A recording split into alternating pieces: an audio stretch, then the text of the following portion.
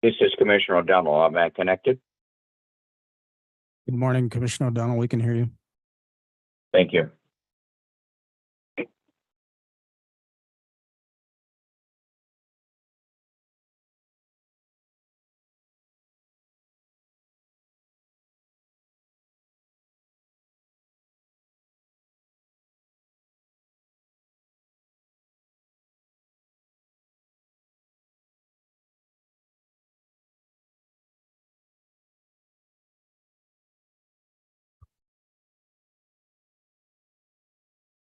Good morning, everybody.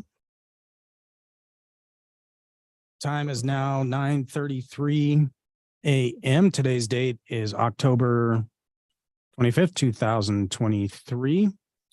We are in the Bollinger Room of the Montana Public Service Commission. This is the time and place for our regularly scheduled business meeting, and I call this meeting to order. Would my colleagues join me in reciting the Pledge of Allegiance?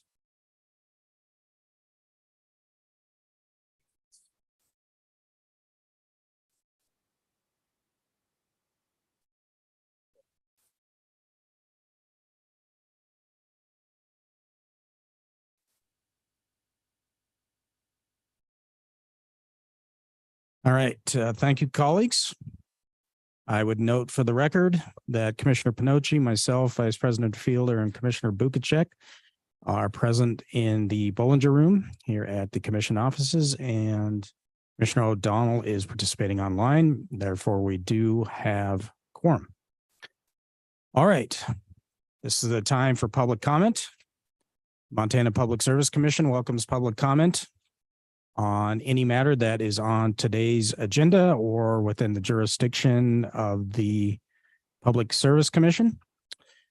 Before we go to public commenters, I'll just make a few notes. Obviously, this matter that we're going to consider today is of high interest to the public, so we do have a number of people that would like to comment this morning. We have set aside roughly an hour for public comment this morning. We are not going to limit anybody to any particular time limit for their comments, but keep in mind that we probably have more than 35 people that want to comment on this. So be respectful of your time and their time so that we can give everybody the opportunity to provide public comment. When you come up to the podium, if you're in the room, which is over to my left and the right side of the room, if you're facing us, of course, please state and spell your name for the record, identify where you're from, and whether you are representing the entity. As we always do, we will start with public commenters in the room. Would anybody like to comment who's in the room?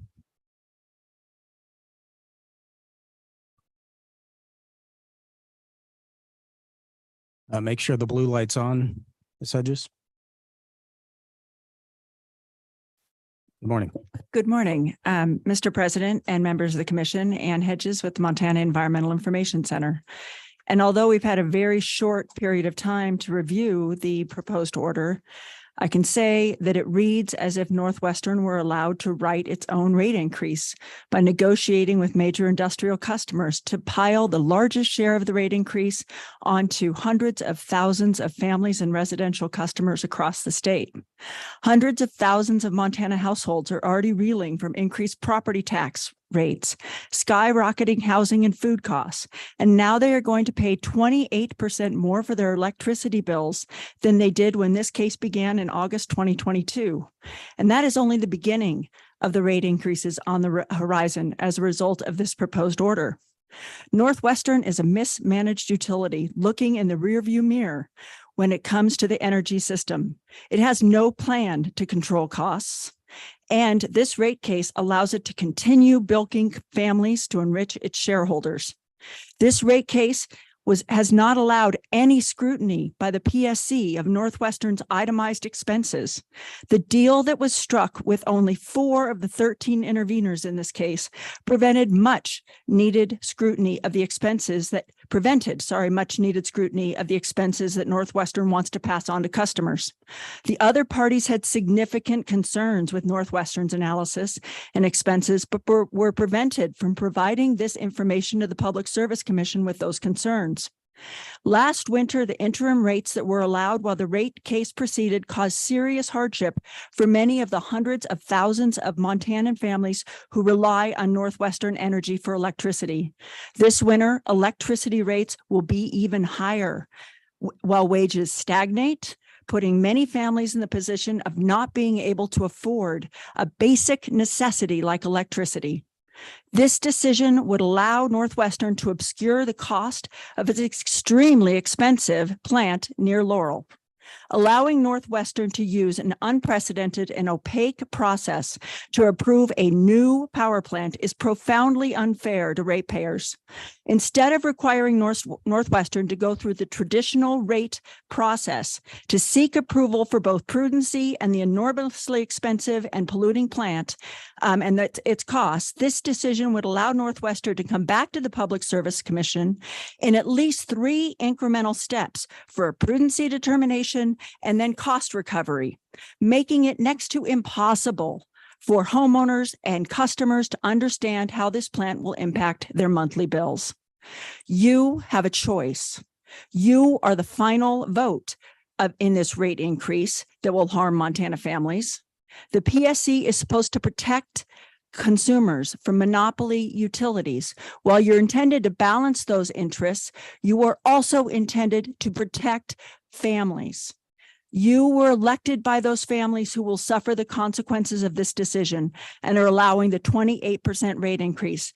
And that is just the beginning of what this settlement would allow. We urge you to reject it and to tell Northwestern that it simply must come back at one time for the Laurel rate prudency review and cost recovery decision, and to not allow Northwestern to pass on 28% cost increases to homeowners across the state. Thank you.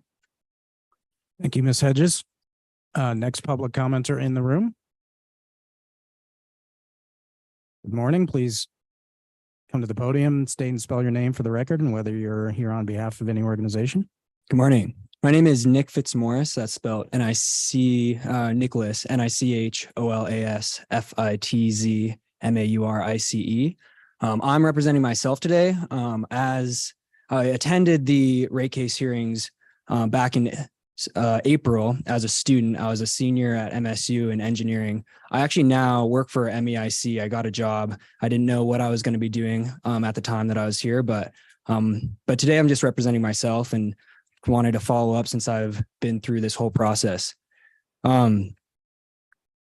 When I came here before, I was a student and I had been talking to a lot of students, and we couldn't afford these increasing rates. We already had seen the interim increases. I had peers that weren't paying attention to energy issues at all, and they were telling me that they'd seen these interim increases on their bills. And now it's going to keep going up even more. And it's not affordable to students. It's not affordable to working Montanans. It's just not affordable rates, and they're not necessary. And looking over this draft order, after all the time that the commission has taken to review the proceedings that were before it, it's just a stamp of approval on this settlement that was made back on April 3rd, months ago. There's no changes. There's no real analysis to go off of. And it's really deceitful because looking through the draft order, it would appear that the increase to specifically residential consumers is far less than it actually is. The graphic that was used kind of showing the revenue allocation by customer class was from the settlement agreement and showed the current rates that people were paying in comparison to what they would be paying with the settlement. But the current rates were reflecting the interim increase in October 1st, I believe, and then another interim increase in January, to show that there is a 18.2% increase to residential customers. But if you go back to the hearing and back in April, this document that was provided by Northwestern Energy, it shows that from our August utility rates, this additional increase is ending up in a total of 28%. increase for residential customers across the state. And that's just not demonstrated in this draft order. It's kind of danced around, and it's really pretending like that's not the case. And I have some of the text here. I just want to read it from the draft order. The commission granted Northwestern an interim increase in its electric-based revenue requirement of around 29 million on October 1st. In addition, Northwestern's tax tracker docket, paraphrasing, improved around 10 million effective January 1st. Thus, of the 81 million approved, 40 million is already reflected in Northwestern's current rates being paid by customers. Based on these graphs I'm looking at, that's just outright false. The 40,000 or 40 million that's already was already being paid. This is additional, and I can't reconcile these two tables I'm looking at. The 28% is greater than the original request from Northwestern Energy. They might be making less money in the overall rate case, but the burden in the settlement was pushed further to residential customers who just can't front the bill. So I'm really disappointed after all the involvement and intervention that you guys had in this case that all we're getting is a stamp of approval on this settlement. So thanks for your time. Thank you. Next public commenter, please. Next public commenter in the room. Welcome.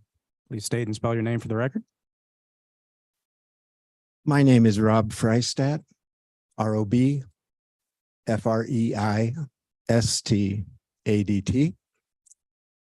I've been in business most of my adult life, in addition to doing other things. I believe some of you have been in business also.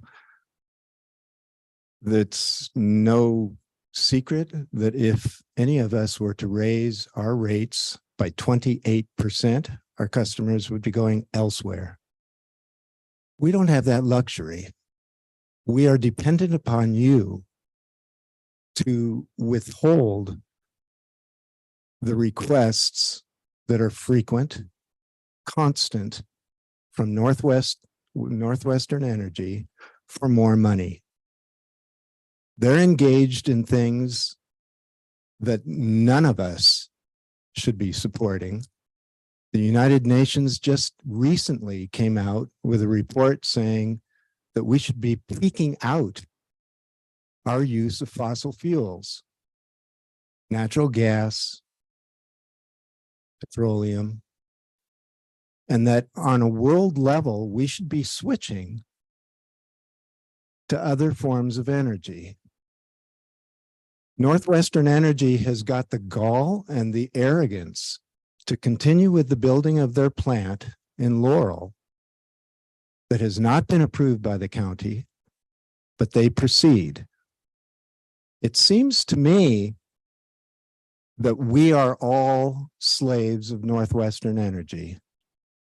I can afford the 28%. I'm fortunate, and I'm sure that you can too. Where do they get off saying 28% of an increase for the public, and then for businesses it's less? If they need more money, then raise your rates. But they're needing more money in order to build a plant in Laurel that is very questionable. They have done almost nothing to pursue other forms of energy production.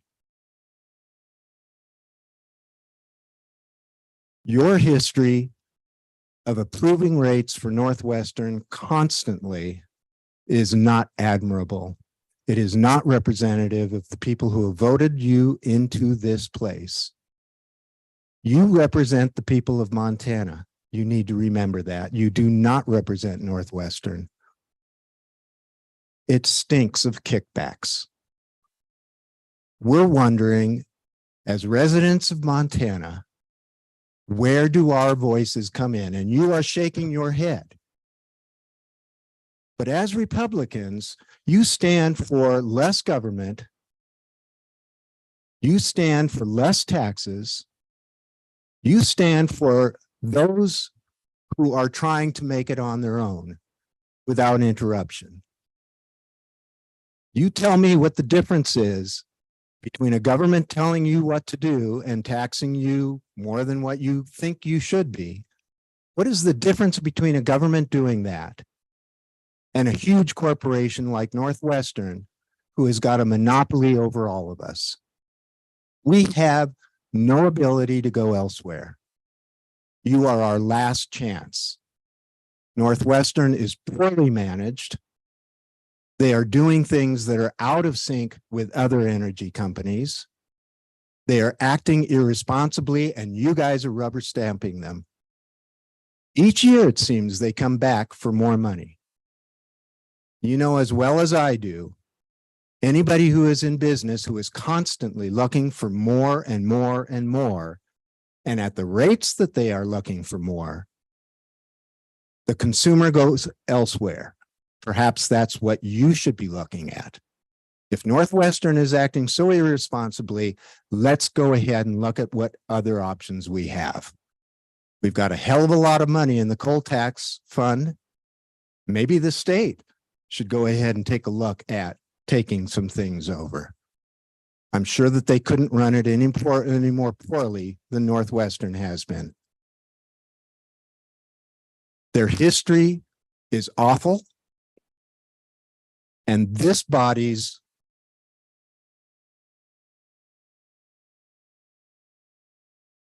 control over it has been disappointing. I hope it shows in the next election. Thank you for your comments. The next public commenter in the room. Good morning, welcome. Please state and spell your name for the record. My name is Paulette Hutcheon, Hutcheon. And I am one of many who have written you about residential rate increases and how it affects us. I am part of the elderly ratepayer group, obviously. I also speak for the poor, which I'm about to become if this rate raise keeps going up. And I speak for the young, even though I'm not one of them, but have been. It's understandable that at this time in our history that people would drag their feet. Northwest Energy has a lot invested in the old ways.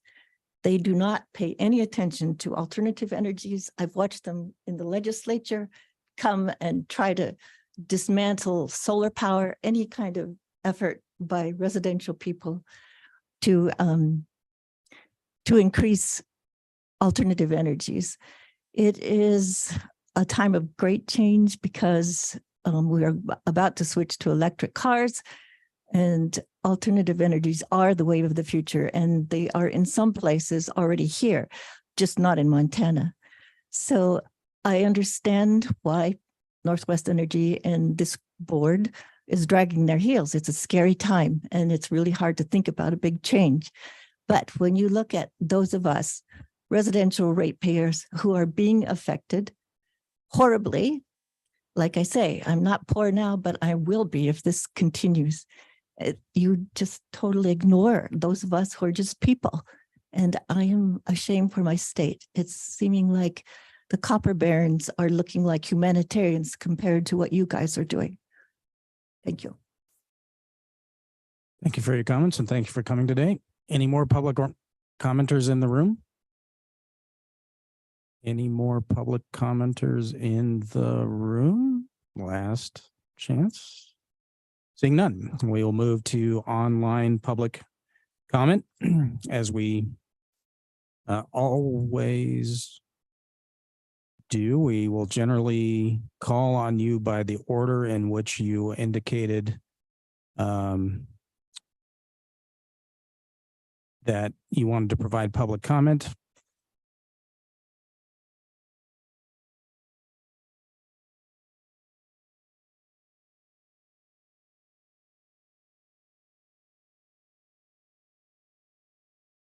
I do see that Marianne Dunwell does have her hand raised, so why don't we start with you, Marianne?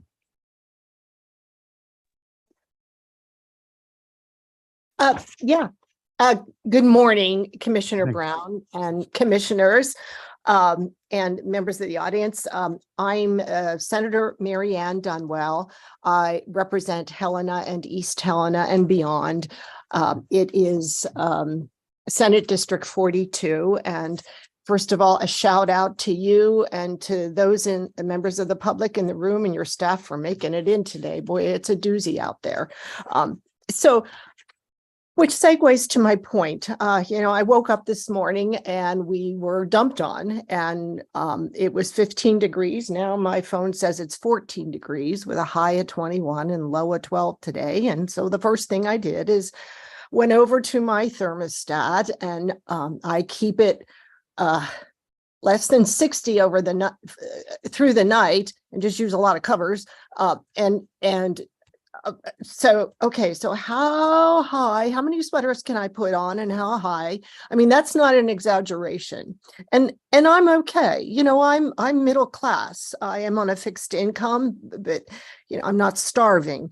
A lot of folks are, a lot of your constituents are, and a lot of my constituents are hand to mouth, literally. And I'm asking you on their behalf to please oppose this rate increase, another one, because over the year we've seen this build on itself. These increases up and to amount to 28%, really, when you look at it. Higher energy bills. It seems like, okay, what's another $50? What's another $100?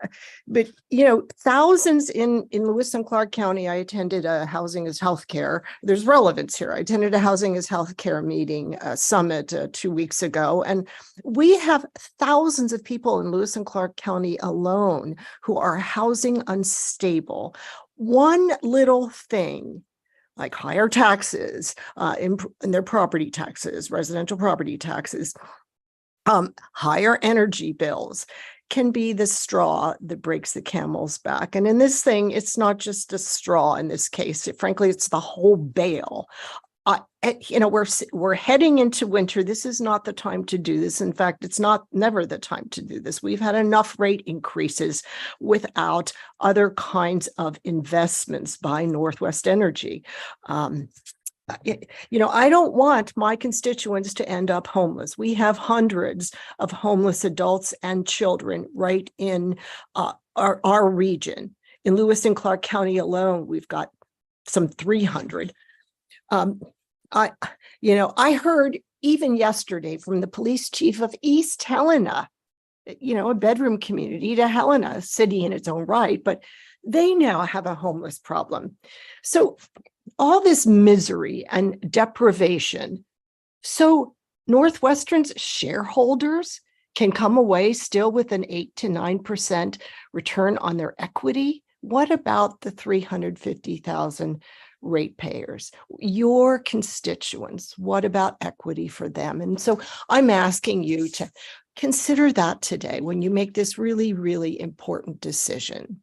That's much more than a vote. For some people, this is not hyperbole. It could be life and death. So thank you very much for indulging me, and be safe out there. Okay. Bye-bye. Thank you, Senator Dunwell, and the same to you. Please be safe out there, and thank you for those who came in person today and weathered this storm to make it here. We appreciate your efforts. Okay, I'm going to move through these pretty fast at this point.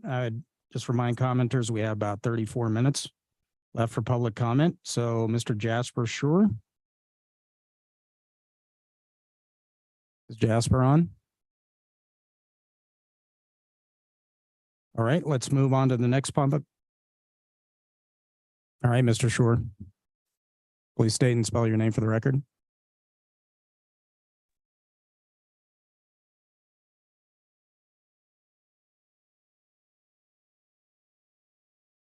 Mr. Schur, can you hear us? Yes, I can hear you. Can you hear Okay. me? Yes, good morning. Please state and spell your name for the record.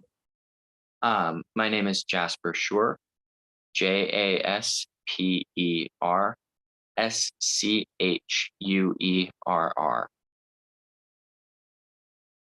I'm extremely disheartened to hear that despite significant public outcry, the Public Service Commission wants to side with Northwestern Energy for this rate case.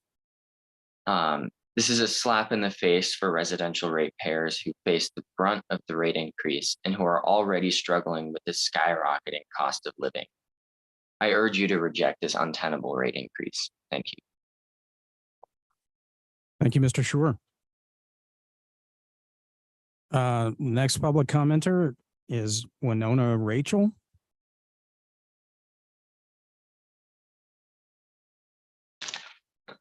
Good morning, commissioners. Good My morning. name Welcome. is Rachel, WINONA-RACHEL, and I live in Missoula. I'm the climate action coordinator for 350 Montana, but I'm going to put on a different hat for my comments today and speak as a renter and a housing organizer outside of my day job. I'm also going to do some math for you today, since the recommendation to approve this 28% residential rate increase makes me uncertain whether anyone on the commission has done any math. The median housing payment for Montanans is $1,000 a month. But as a rule of thumb, you've probably heard that housing should be no more than 30% of your income. Almost a third of all Montanans, renters and homeowners included, pay more than 30% of their income in mortgage or rent payments. On top of that, 69% of renters making less than $50,000 a year are paying in excess of 30% of their income. This last statistic doesn't say what percentage over 30% these folks are paying, but I myself and many people I know have paid up to 80 to 90% of monthly income and housing costs. Without this rate increase, the average utility bill for Montanans is already over $100 a month, placing us in the top 10 states with highest bills. We may pay less than some surrounding states, but per capita income in those states is significantly higher than that of Montana. 2021 data puts Montana at 30th in the nation in terms of per capita income. So I think you can connect the dots here. At the hearings earlier this year, various members of the commission noted that the initial proposed rate increase of $91 a year, which has now been raised to $116 a year, would result in less than $10 a month increase, which they felt was insignificant. As someone to whom $116 a year is a significant expense on top of food and housing, as someone who has lived paycheck to paycheck and been unable to pay rent or utility bills, I ask yourself to put yourself in someone else's shoes. There are many hardworking Montanans who can't be here this morning.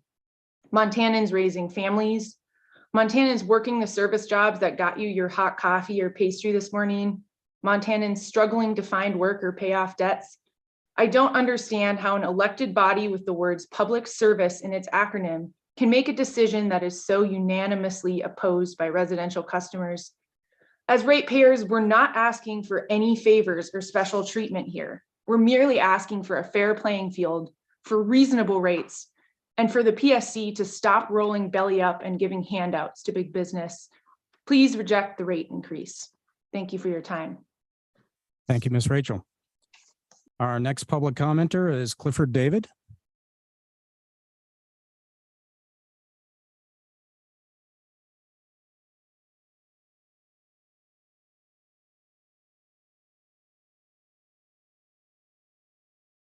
Okay, Mr.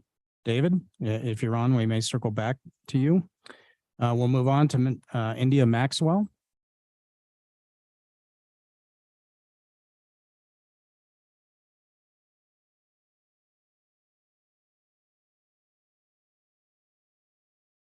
All right, we'll circle back there as well.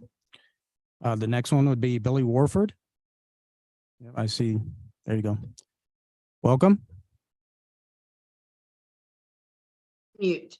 Hello? Hi, good morning. Can you hear me? Yes, we can.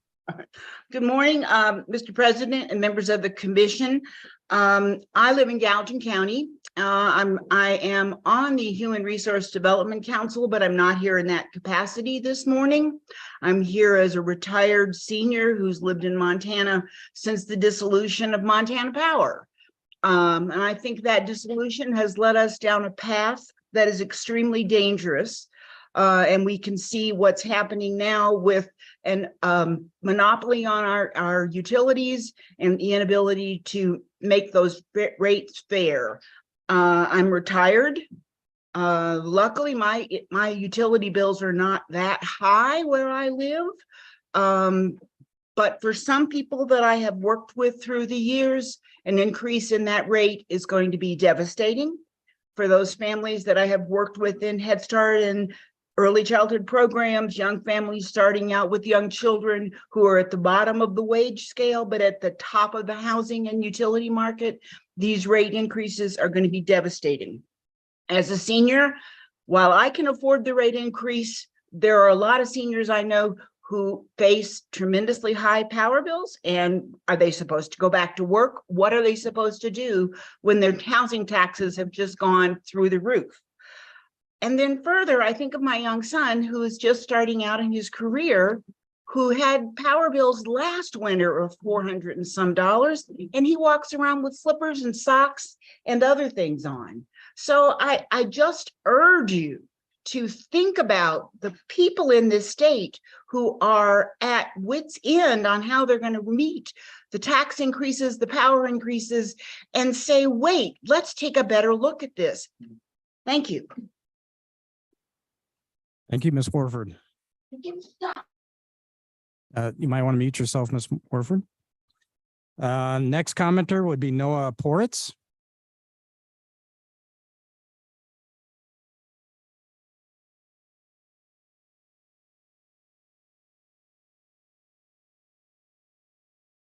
All right, we'll circle back to Noah. Next public commenter, Becky Brandenborg.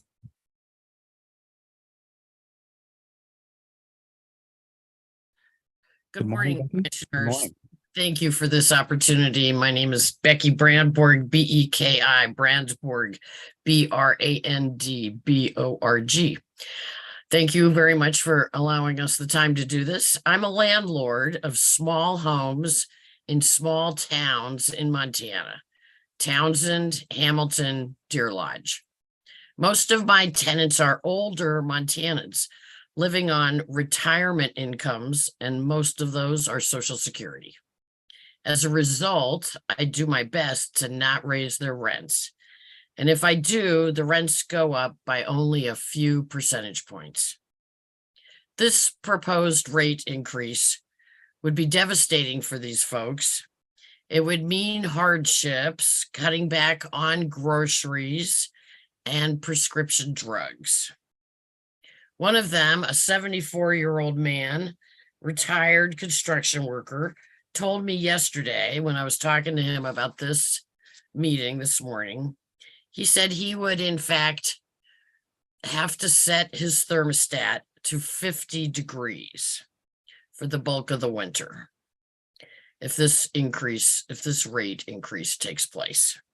So I'm speaking to you today and asking that you please reconsider this proposal, that you deny this proposal, and protect Montana consumers like these people. Thank you very much for your time. Thank you, Ms. Brandborg. All right, our next public commenter is Winona Bateman.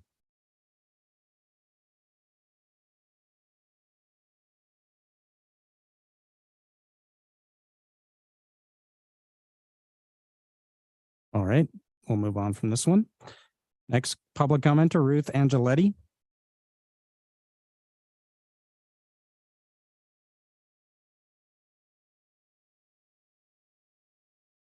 All right. How about Ray Combs?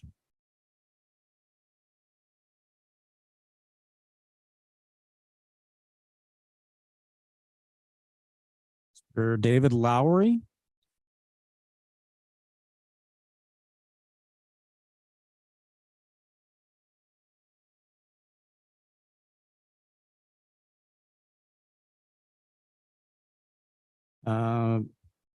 Jennifer Lauren Nielsen.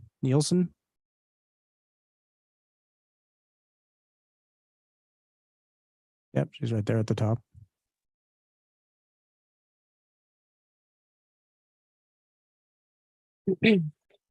Good morning. Hello.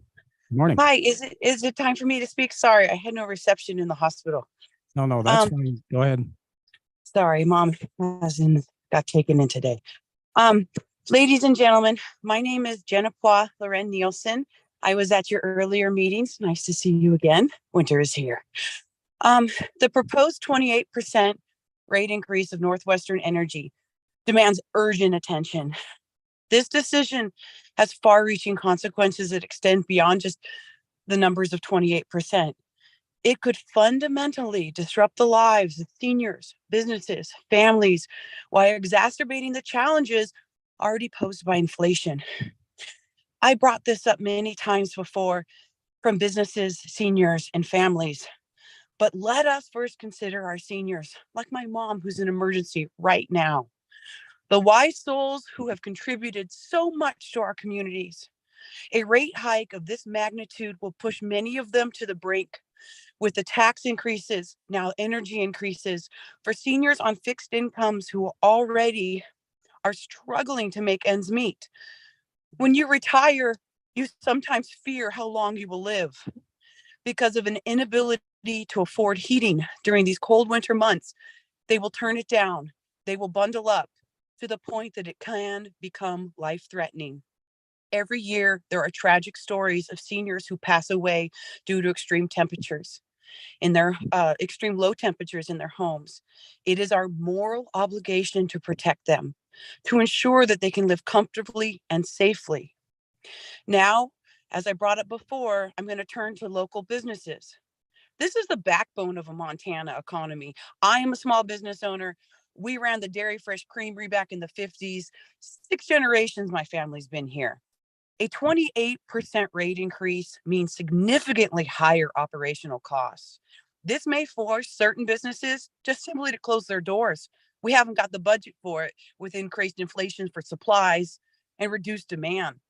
This is then going to lead to job loss, economic downturn in our region. And we may be the 4th largest state, but we're still a small population. And if you force businesses to close their doors, it will have a dramatic effect on what is essential for us to have thriving communities. It will literally jeopardize our existence here in the state. Adding to the ongoing issue of inflation into the mix, this intensifies the potential harm because families, kids can't all get jobs, right? They're too young, they're going to school, and it puts more of a burden on those that do bring in an income. Families are already grappling with rising prices of everyday essentials. One example, I know it sounds silly, but white corn Tostitos were $3.99 and now they're $5.99. Although it seems like a simple item, but it's an everyday item that has pretty much doubled in its price. The proposed rate increase further squeezes household budgets, making it increasingly difficult for parents to provide for their families and to save for the future. We have something called a pop-up free store where people donate from their own abundance and we give it freely without question, like a free garage sale. I have consistently watched the donations go down as families that would contribute are now themselves struggling because I watched people that come to the free store increase dramatically. We need to protect our families so that parents can provide for their children and save our futures. This combination of factors of inflation and a substantial rate hike threatens to undermine the very fabric of our families. In conclusion, we must approach this decision with empathy and foresight. It is not just about numbers and percentages. It's about lives and livelihoods of those who depend on affordable energy. We urge the Public Service Commission to consider a broader impact that it's going to have on seniors, businesses, and families. Let us explore alternative solutions that balance the need for fair energy prices, as well as being community members. Our seniors, businesses, and families deserve nothing less. And I want to thank you for your time. And please keep your positive thoughts for my mom right now. Thank you very much. Thank you, Ms. Nielsen. We, on behalf of the commission, wish your mother the best and we hope for a speedy recovery. Our next public commenter is Eloise Kindy.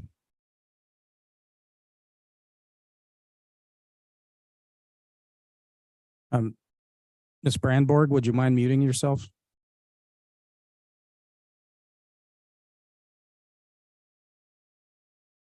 Eloise Kendi?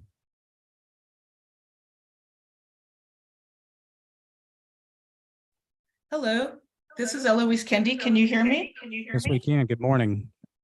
Good morning. As I said, my name is Eloise Kendi, and spelled ELOISEKENDY, representing myself as a Montana citizen. I am not opposed to rate hikes if they're justified, but I don't see the justification in this proposal. From my perspective as a Montana energy consumer, this proposed rate hike enables Northwest Energy to fund future power development without a coherent plan. If anything, it seems that the plan is to further develop expensive fossil fuel-based power. With the increasing affordability of renewable energy sources, Northwest Energy should design and propose a coherent, detailed plan for future power development that justifies each specific cost and demonstrates its affordability. I believe that if this is done correctly, then fossil fuels will play a diminishing role in Montana's future energy profile, and consumer costs will be lower.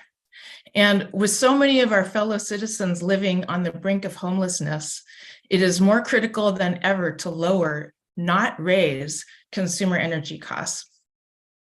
Thank you for considering my input. Thank you for your public comment this morning. I see Mr. Lowry has joined us. David Lowry.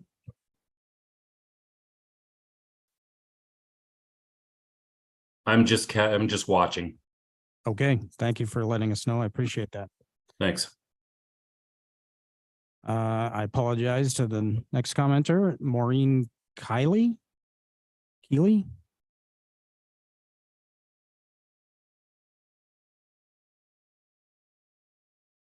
Maureen, can you hear me? Yes, can you hear me? Yes, we can. Yes, go ahead, please. Wow, yes, thank you for, my name is Maureen Kiley. My name is spelled correctly on the board, Maureenkiely. My husband and I are residents of Helena, Montana, and I just want to ask the commissioners, please do not accept the Northwestern Energy's proposed rate hike in its current form. Please object to it, ask for better information, see if there is anything that Northwestern Energy can do to present a proposal that will result in much lower rate hikes for Montana residents. I ask this for all of the reasons that all of the previous commenters, I ask this based on all of the reasons that all of the previous commenters today have made. Thank you. Thank you, Ms. Kiley. Wilbur Riemann.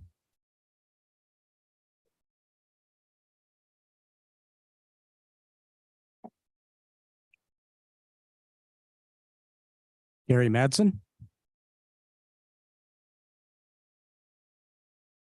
Good morning, Commissioners. I am Gary Matson, Science Advisor for Friends of Two Rivers, a citizen nonprofit that's based in Bonner Milltown, Montana. We strongly oppose settlement of the rate case for the following 4 reasons. First, we oppose settling this rate case today using a protocol that is outside the normal one. Case settlement should be noticed well in advance, should include all stakeholders, and should incorporate a full and complete discussion of all aspects of the case. Second, it is patently unfair that residential and small business customers bear the brunt of the proposed increase, raising residential rates by 28%. The Commission serves all Montanans and should seek a settlement that is fair to all. Third, all stakeholders have not been fairly recognized in rate case discussions and analyses.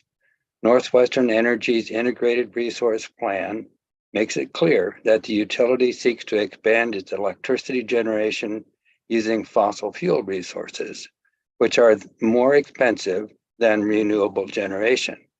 The PSC treats Montanans unfairly by approving rates based upon generation resources that are the most expensive.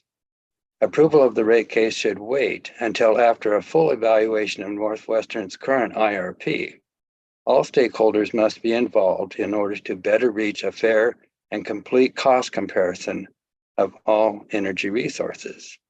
Fourth and finally, considering future rate increases sought by Northwestern, utility must go through the traditional rate case, rating the entire and complete cost of generation all at the same time, instead of incrementally. Incremental rate increases based upon partial completion of resource construction is unfair to Montanans because it masks the true costs of the resource. Thank you for this opportunity to comment. Thank you for commenting. Milo Abear or Herbert?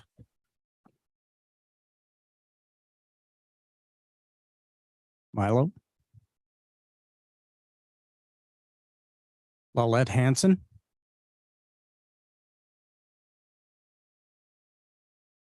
Lalette Hansen? Sarah Lundquist? Sarah Lundquist? Larry Keough? Yep, I see Larry. Good morning, Mr. Keough. It's Larry Keough. Yes, good morning. I see that the spelling is all correct. 28% to fund a coal-powered electricity. Gosh, we have waste already generated for the production of electricity for Washington and Oregon. And this 28% rate increase and continued coal-powered electricity not only does it fly in the face of global warming, but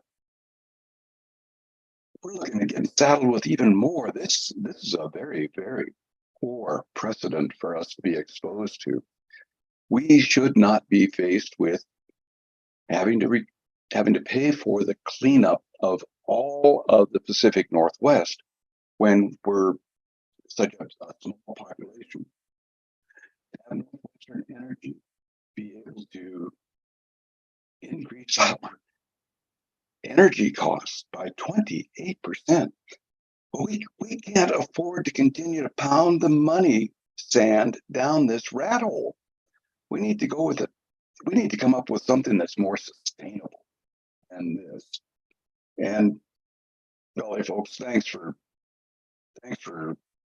taking the input, but gosh, we can't do this. We can't do this.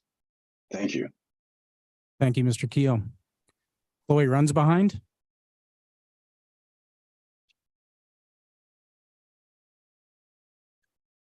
My name is Chloe Runs Behind. Morning. Thanks for having me comment tonight. I am a resident of Missoula and a community organizer with Forward Montana, an organization for young people, by young people to build political power together in Montana. Today in Missoula, snow is falling for the first time this season. A month ago, I was lucky enough to move into an apartment after 6 months of unstable housing in a city racked by a housing crisis, in a state racked by a housing crisis. It wasn't until last night that I learned the PSC would be making this decision today, and I immediately felt frustrated and angry that your listening sessions really meant nothing to you. I also felt worried for my newfound housing stability. My elderly landlord, who lives right above me, charges me and one other tenant in this house rent that is actually affordable because she cares more about housing than profit. She opts for the budget billing option from Northwestern so she can charge us consistent utility rates, but expressed her fear about this specific rate increase when I was moving in. I already love this place and I want us all to be able to live here.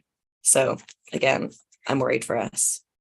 Lastly, I felt disappointed but not surprised. For many years, the PSC has been giving Northwestern Energy the rubber stamp without fail, with no regard for the people of Montana.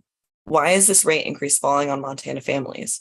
Why do everyday Montanan families have to cover the costs of Northwestern's irresponsible investment, the Laurel gas plant, and other irresponsible investments in fossil fuels?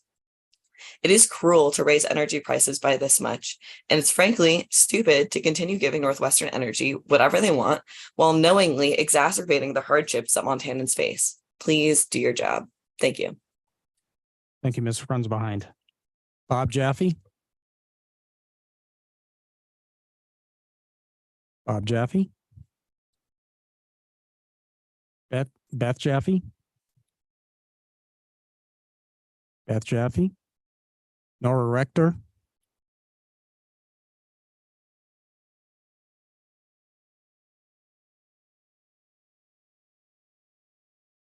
David Himion. David, are you on?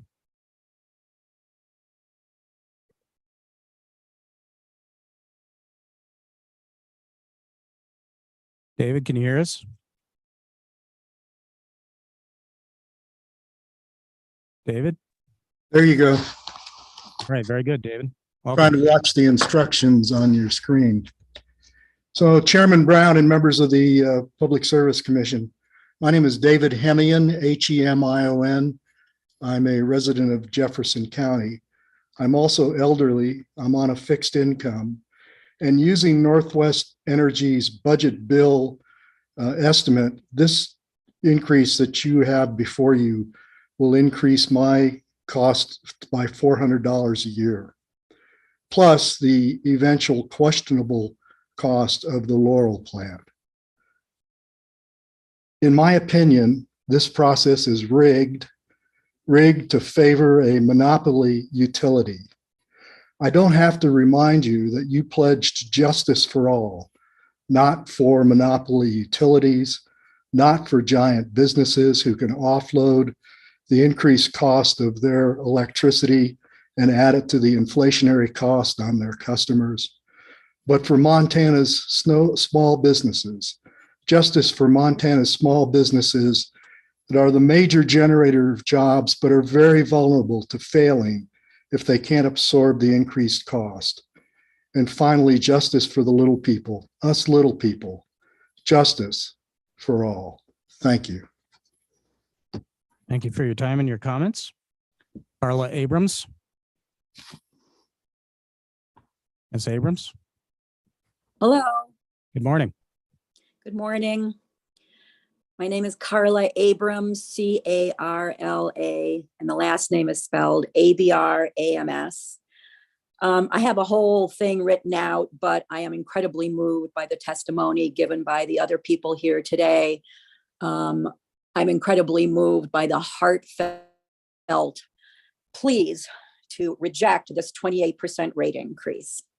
So after glancing through the draft order, which was 140 pages, I was struck by the diverse group of interested parties, including the Montana Large Customer Group, Walmart, and a whole bunch of other folks. Well, I'm called a typical residential customer, meaning I'm the small group, people. As a small ratepayer, I'm outraged at a 28% rate increase.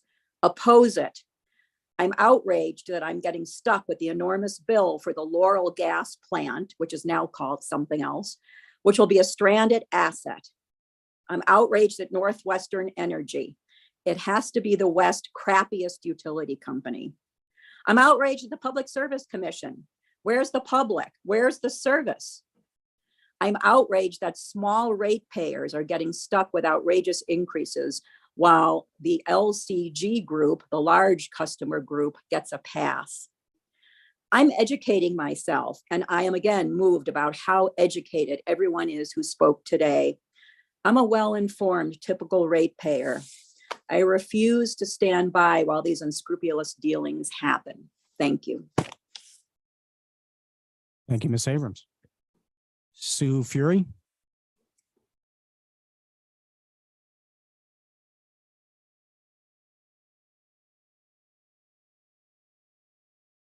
Shia Mills.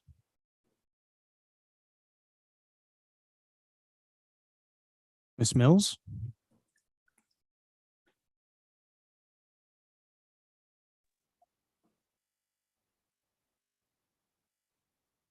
Linda Henderson.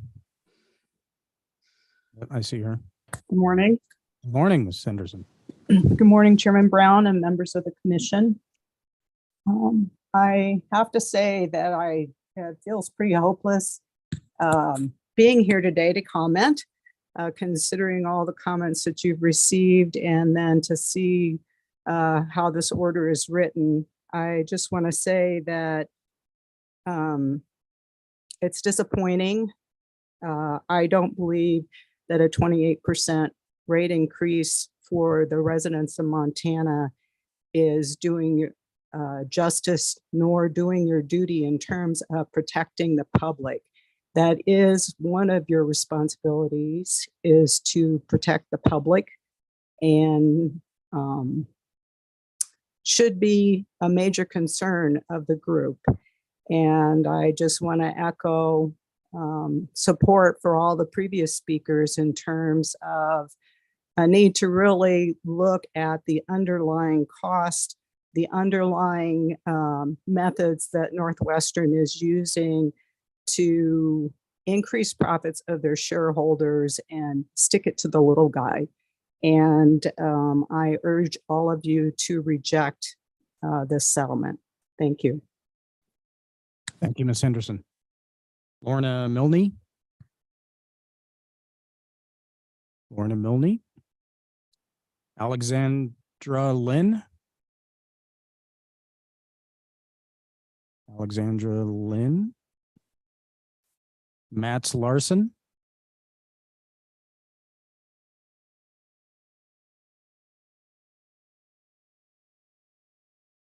Okay, I have burned through the list of persons that indicated that they wanted to publicly comment today. This would be an opportunity for anybody whose name I may have called and didn't respond, or any other public commenter would like to make public comment this morning. Please raise your hand if you're online.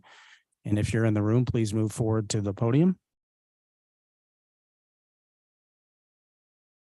Okay, Linda Kendrick, would you like to comment this morning?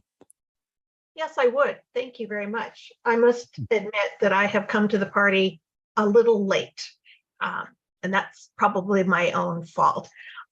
I would like to speak about the fact I am currently a volunteer at our Helena food share, and it just strikes me the number of people who come to the food share when it's open to get their food that they can get to feed themselves and their families. It's overwhelming to me sometimes, and I can only imagine that it will only get worse if this is passed. And I also have been looking at my utility bill with some interest over the last few months. And again, I'm not exactly sure what the rate increase is for, but I assume that it is for the service charges and electric tax delivery charges that show up on the bill. My bill for this last month was $124.12, which doesn't seem like a lot, but I don't use a lot of gas during the summer. And it's mostly electrical. And to break that down, the delivery services, again, is the service charge, delivery charge, electric tax, gas tax, all those things. For that last month, it was $60.19.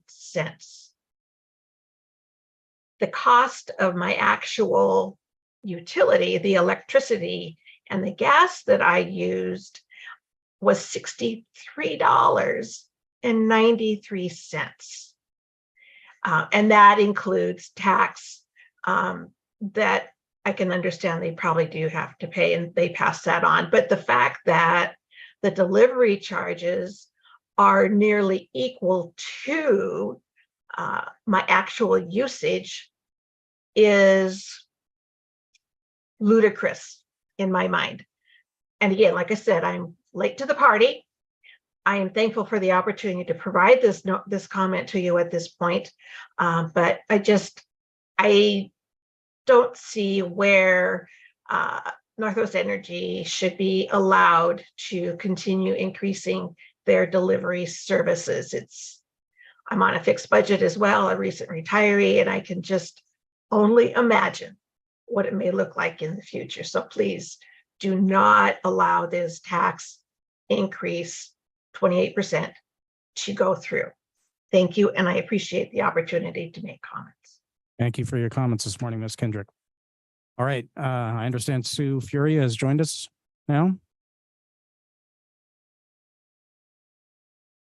Ms. Thank Fury? you. Okay, very good. Sorry. Good morning. My name is Sue Fury. I'm a retired public school teacher from Missoula.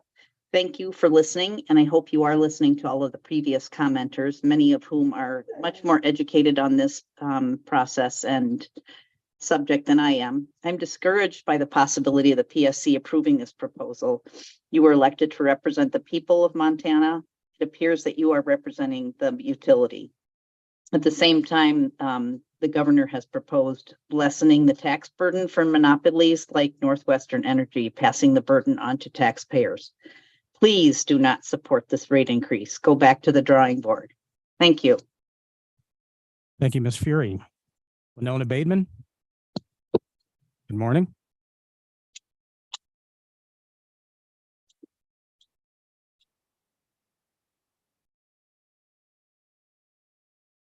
Hello, can you hear me? Sorry. Yes, we can. Thank you. Good morning, commissioners. Thank you for this opportunity to speak. My name is Winona Bateman. I'm the Executive Director of Families for a Livable Climate. I'm based in Missoula, and I'm sorry I wasn't on earlier. There are internet issues from the snow and ice over here today. I'm super disappointed in hearing that you're considering approving this outrageous rate hike. Northwestern Energy is doing just fine, and Montana families are struggling. We can't afford this rate increase. And it's very frustrating because there's cheaper energy out there, cheaper options for them, and how they produce their energy, and there are incentives to build that energy right now. We're 5th in the nation for wind potential and at the bottom of the list for how much is being used and created. Passing this rate hike would be a disservice to Montana families and a disservice to Montana workers. You should reject it. Thank you. Thank you for your public comment this morning. Are there any further public commenters in the room? This is your last chance. Are there any further public commenters online? Please raise your hand. Seeing none. All right. Well, thank you to all of those who took the time to provide public comment to us this morning, particularly those that, like I said, drove through the snowstorm to get here. I would just beg your indulgence that if you provided public comment this morning, that you continue on watching our proceedings this morning and listen to the discussion and presentation from the PSC staff on this matter. Several of my colleagues have indicated that now would probably be a good time to take a 10-minute break, and that makes sense as we have our staff get their presentation materials ready. So the time is now 10:36 a.m. We will temporarily, we're going to go off the record, and we will reconvene 10:45, 9 minutes. All right. Thank you.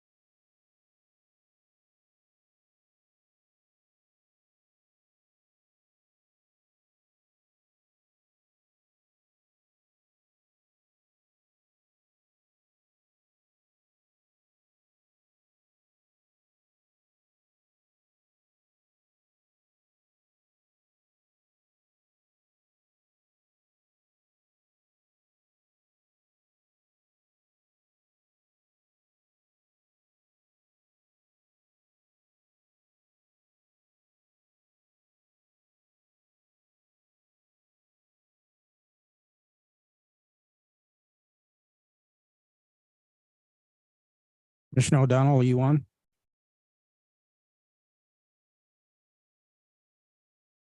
Yes, sir, I am. Okay.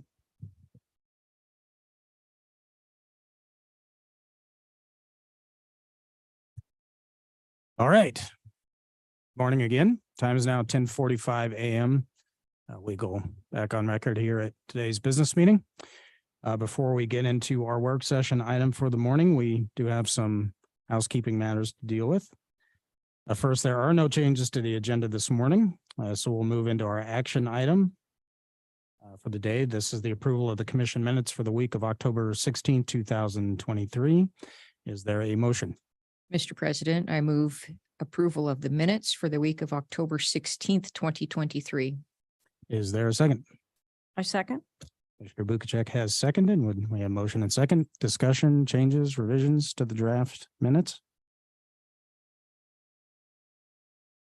Seeing none, all those in favor of the Vice President's motion to approve the commission minutes for the week of October 16, 2023 as drafted, signify by saying aye. Aye. Aye. Aye. All right. And then for those members of the public, I would just remind you, if you would like to provide additional public comment or new public comment, you can always provide written public comment to PSC help at mt.gov, PSC help at mt.gov. Let's move into our one work session item for the day. This is docket 2022.07.078 Northwestern Energy. This is the general rate case. The commission is here to consider a final decision on Northwestern's general rate case. Mr. Hamilton. Thank you, Mr. President and commissioners. For the record, for the people who are listening online, my name is Lucas Hamilton. I am the Chief Legal Counsel here at the Montana Public Service Commission and Department of Public Service Regulation. With me today are most of the regulatory division staff in the agency. And so as commissioners have questions as we go through this presentation, please do feel free to interrupt. I will pass any questions that I can't answer on to our very capable regulatory staff. So as you mentioned, Mr. President, we're here today to discuss the draft final order in Northwestern Energy's general rate case. This is a rate case that concerns both the electric and natural gas utility services provided by Northwestern. Our presentation today will start by going over some of the reasons for the rate case, at least as asserted by Northwestern Energy in their application materials, supporting documents produced in rebuttal, and then move into a breakdown of the core concepts behind this rate-making process, the factors that the commission staff considered in analyzing the reasonable range of possible outcomes here, to identify whether the settlement agreement falls within that reasonable range. And then we'll finally conclude with some background on other miscellaneous issues, non-financial issues that were addressed during the course of this rate case. So as I said, we'll begin with the reasons for the rate case. There has been some years between Northwestern's last rate cases for electric service and for natural gas service and this current rate case. The last base rates for electric service for Northwestern were set in this 2018 docket, 2018.02.012. That's based on a test year with no unmeasurable changes, but based on a test year for the year 2017. So that has been some years ago. Additionally, for the natural gas rates base rates at least have been in effect for much longer. That's a 2016 docket based on a 2015 test year. So there has been some time that has passed since the last Northwestern Energy base rate cases.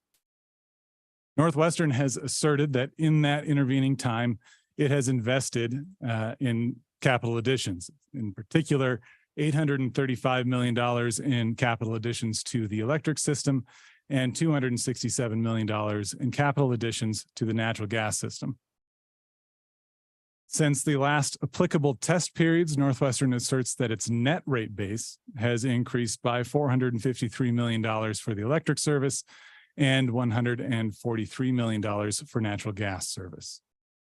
It's important to note that approximately 40%, at least based on Northwestern's original application, the rates that they had originally requested, their asserted rates, approximately 40% of that was due to the flow-through costs for market power purchases and property taxes.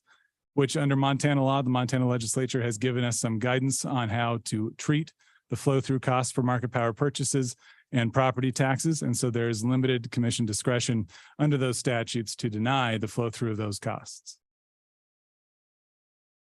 Property tax increases in particular are worth a special note. For electric service, Northwestern's rebuttal testimony shows that $14,529,164 to be unnecessarily precise, is the increase in property tax for the electric service, and $4.1 million is the property tax increase for the natural gas service. So property taxes are a substantial element of the overall rate increases that we're about to discuss.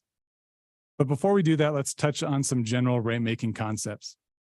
As many of the public commenters noted today, we have a diverse group of interests that intervened in this case, representing, yes, industrial customers, the large customer group, Walmart, and the like. We had the federal executive agencies participating in the settlement agreement. We had a variety of consumer and environmental interests participating who did not sign on to the settlement agreement.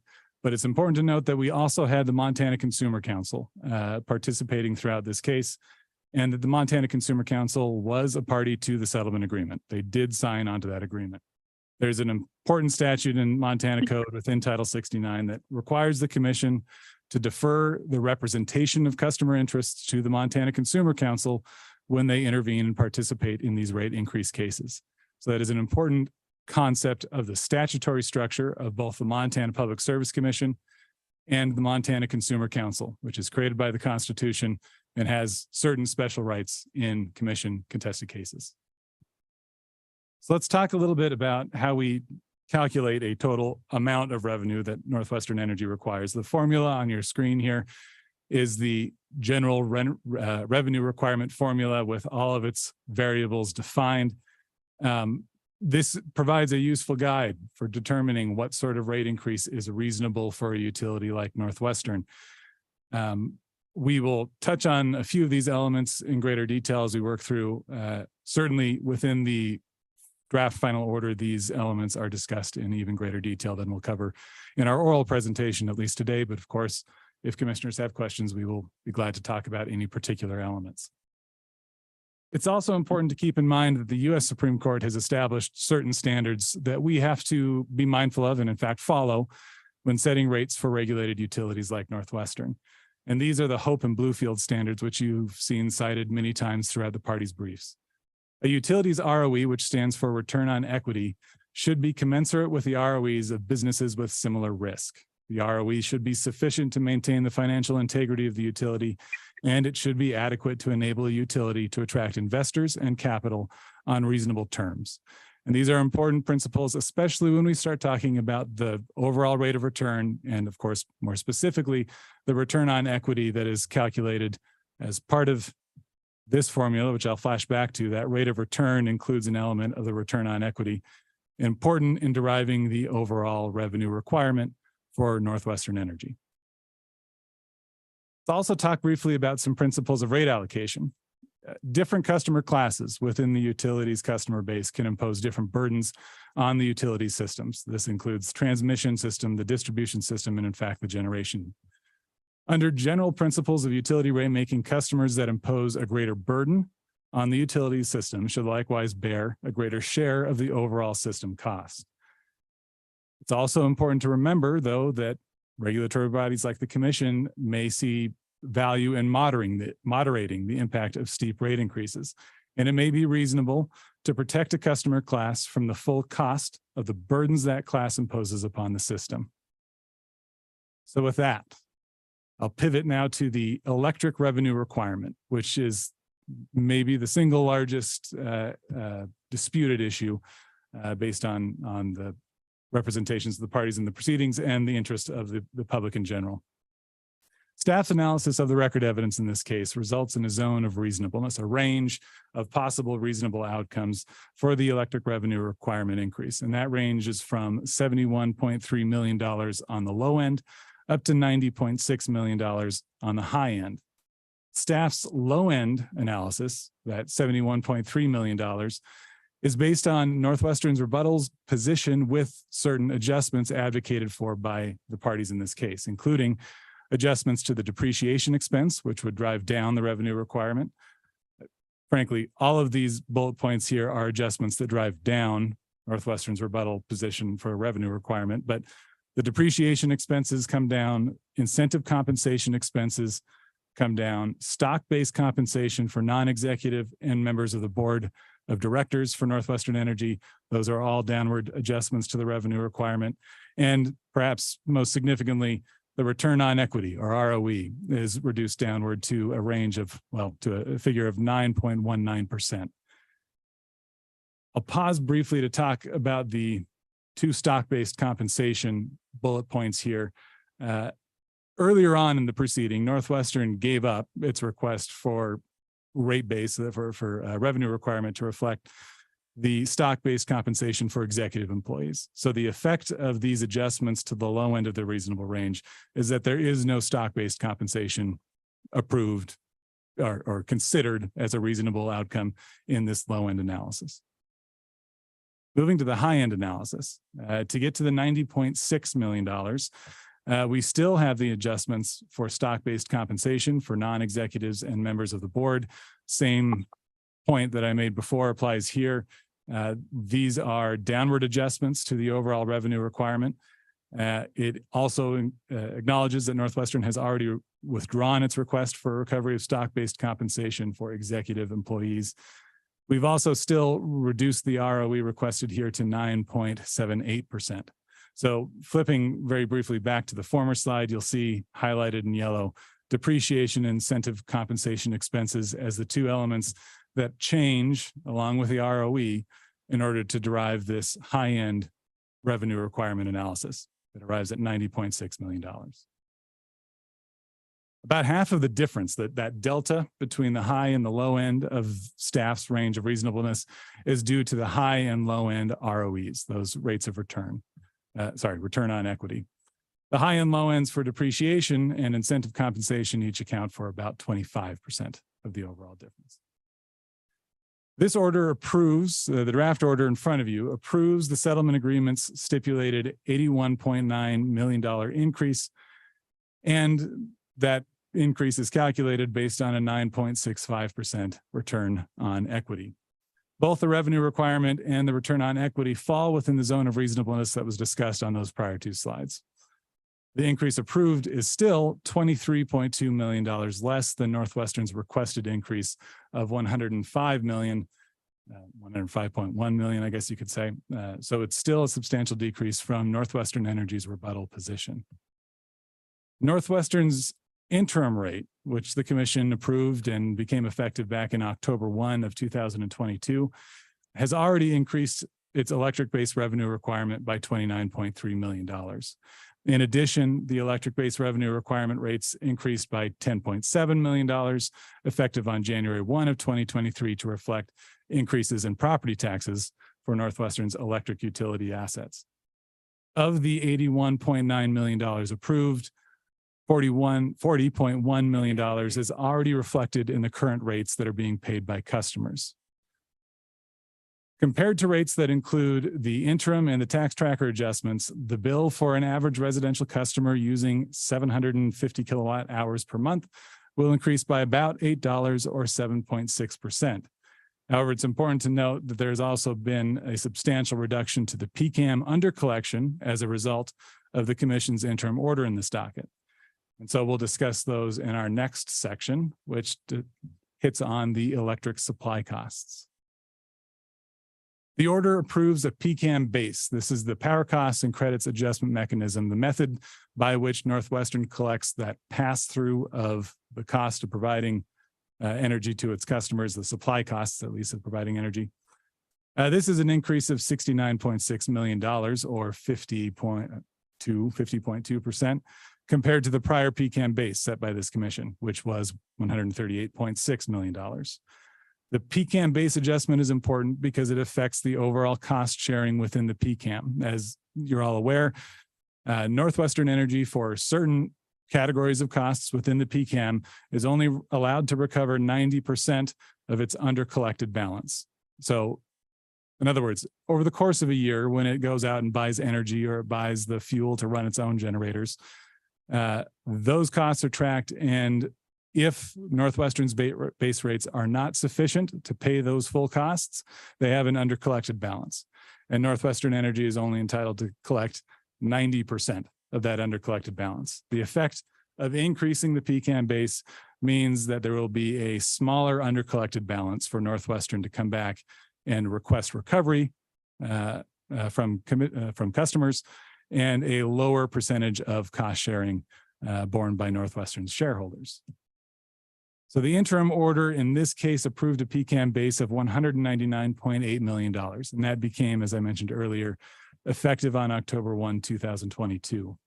The PCAM base approved in this order is an increase of an additional $8.4 million, or 4.2% from Northwestern's current PCAM base rates. So 8.4 million above the 199.8 that was previously approved. There are also some PCAM is all financial, but there are there were also some changes that Northwestern Energy requested with respect to the mechanism of the PCAM. Many of those were withdrawn or rejected as part of the stipulation and settlement agreement.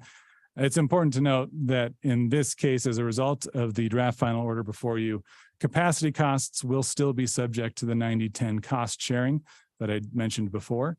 The PCAM will be subject to quarterly adjustments. Those quarterly adjustments will help ensure the overall undercollected balance or overall overcollected balance, if that happens, is smaller at the end of the year. By adjusting those rates on a quarterly basis, you should expect to see smaller overall deferred account balances. Sorry to interrupt, Mr. Hamilton, but I think for public clarification, so if the quarterly adjustment is adopted, customers will better be able to see their bill reflect what the actual market conditions are. Isn't that correct? Mr. President, Commissioners, that is a correct statement. Yes. Can you provide some more nuance on that, please? Certainly. Mr. President and Commissioners, and I would certainly invite any regulatory staff if you'd like to jump in on this, or if I say anything that you disagree with. The principle of the quarterly adjustment is that over time, the price for the commodity of natural gas or coal or market energy will change. And it may have, certain commodities may have a cyclical price cycle.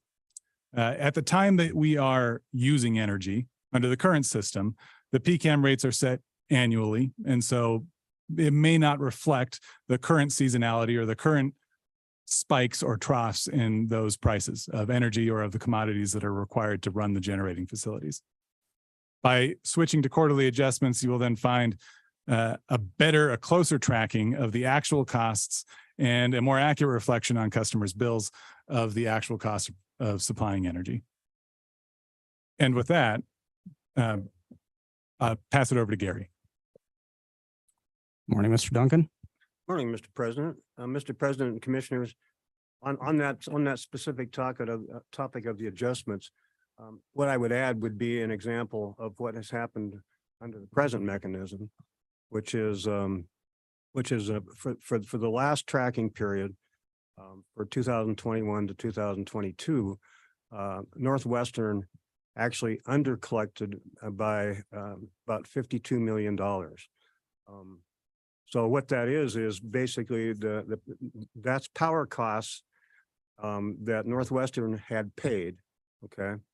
And typically those costs are passed through to customers, but in this case, because of the mechanism, they were not able to pass those costs through. So Northwestern carried a significant $50 to $60 million under collection for over a year. And the bad thing about that is then on October 1st of last year, they were allowed to begin collecting that $53 million. It actually had accrued the year before. So customers were in the position of, they're not realizing that their usage was driving this under collection. Okay. It's not, they had no way of knowing this. They had no way to adjust their consumption without getting an accurate bill. Okay. So all of a sudden they're put in the position of October 1st 2022, paying $50 million for power that had been consumed year before. Okay. So that's a very bad situation for Northwestern. It was a very bad situation for customers, and these quarterly adjustments should alleviate that situation. I don't think we'll see that kind of occurrence again. Thank you for that clarification. All right. Thank you, Mr. President. Carrying on to a point that actually dovetails neatly with what Gary just mentioned. One other mechanism change within the PCAM is that interest would be applied symmetrically on any deferred balances. And what we mean by interest is in the example that that Gary just brought up, where Northwestern had substantially undercollected their actual supply costs, there would be an interest rate applied to that to reflect the carrying cost, what they're out by carrying that debt for ratepayers. It's applied symmetrically, however. So if Northwestern Energy ends up over collecting, in other words, their costs come in below the base rate set under this draft order, then interest would also accrue to the benefit of customers. This next slide actually also dovetails nicely with what Gary just mentioned. On October 1 of last year, two rates changed at the same time. The interim rate the commission approved in this docket and the interim PCAM true-up in docket 2022.09.083. And that was the $52 million under collection that Gary just referenced. So that true-up began collecting from customers $52 million over the course of 12 months. The PCAM, which is the second bullet I have on this slide. Third bullet is the important one. The interim approved in this docket raised that PCAM base rate up to a target collection of $199.8 million, which was an increase of $61.1 million. As a result of changing that base rate, the undercollected balance for the current tracking period, in other words, July 1, 2023 through July 1, 2022. That's a typo on my slide here. I apologize. July 1, 2022 through June 30th of 2023. The undercollected balance dropped. It dropped from $52 million to what Northwestern has reported, at least initially here in the PCAM docket, of $17.5 million. As a result of that decrease, the change in the deferred balance that has to be collected, on October 1 of this year, customers realized a bill decrease of, well, assuming it's the average monthly bill of 750 kilowatt hours, a customer would see a decrease of $4.51 or 4.11%. The net effect of these two things happening at the same time is worth mentioning. It doesn't change the fact that the draft final order in this case is ultimately a rate increase as shown on this slide. But the effect of the commission raising the PCAM base back in October has affected the PCAM in such a way that it bears mentioning. The net effect of the current PCAM reduction that took effect on October 1 of this year and the commission's decision today would be about a $3.50 or 3.3% increase in the average monthly residential customer bill. Note, however, that we are headed into colder weather, so we should expect usage to increase for customers across the board. And as a result, bills will increase across the board. Moving on to the electric rate allocation and design. This order allocates the increased electric revenue requirement, that $81 million, as discussed in the previous slides, across Northwestern's customer classes in a manner that does move closer to that general rate-making principle of cost causation, where the cost causer also becomes the cost payer. I say it moves closer, but not entirely. The rate allocations are described on this slide. GS1 primary and GS2 transmission have a 0% allocation of the rate increase, moving all the way up to residential customers at an 18.2% increase. This order accepts the electric rate design agreed to by the settling parties, which includes minimal changes to the current rate designs. Only the GS2 substation class receives an increase in the monthly service charge, that fixed charge as part of the electric service bill. On this slide, third bullet point is worth noting. Under the stipulation and settlement agreement, the parties had agreed to consolidate all the different lighting rate tariff categories.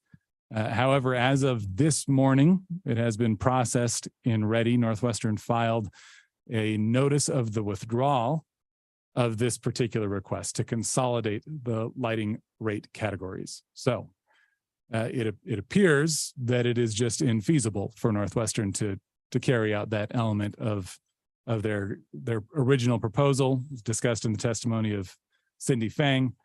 And so as a result, this element of the draft final order will need to change to reflect that the request has been withdrawn.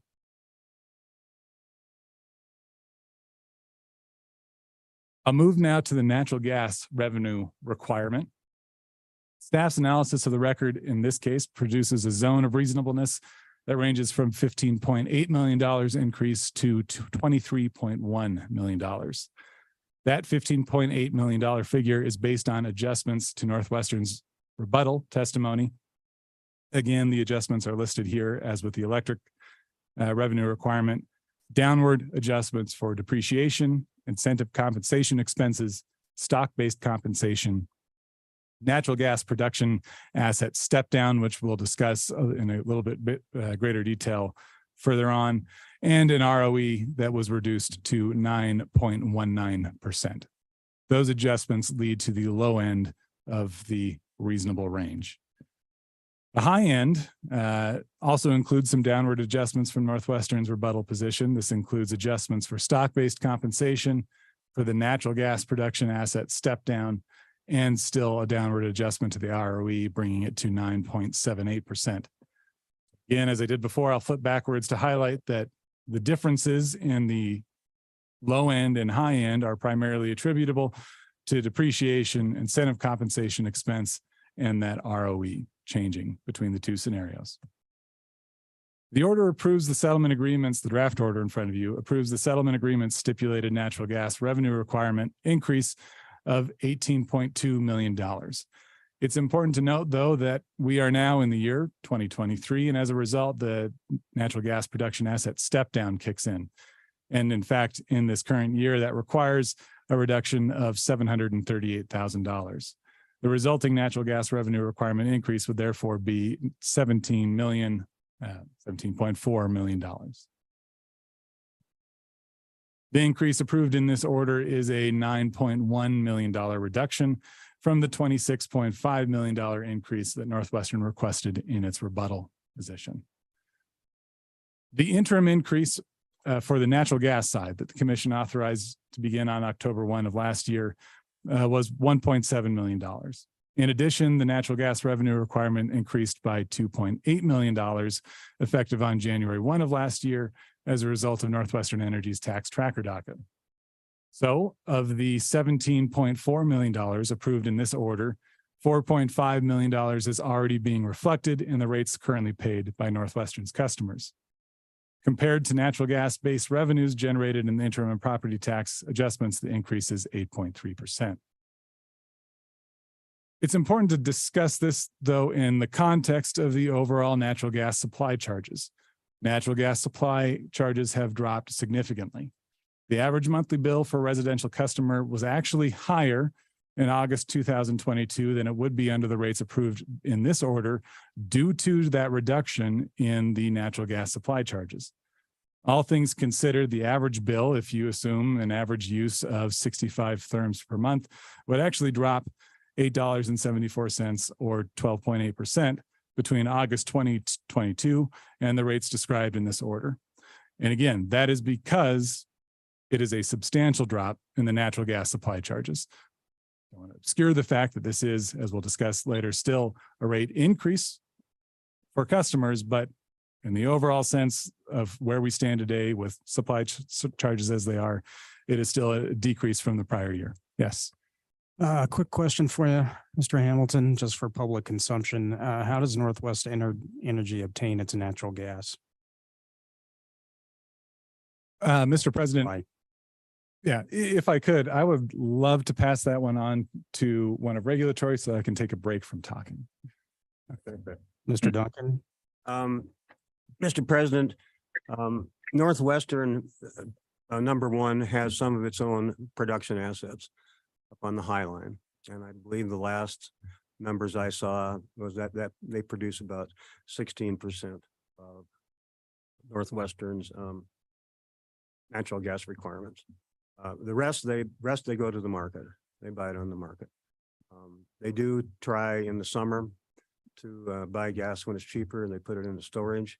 But storage capacity does not meet their requirements during times of higher need. But basically, they're getting 85% of their gas they're buying it on the open market.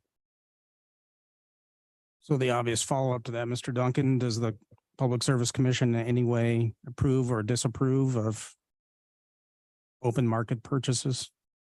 Mr. President, the answer to that is no. Thank you, Mr. Duncan. Mr. President, can I ask a question while we're on this point here?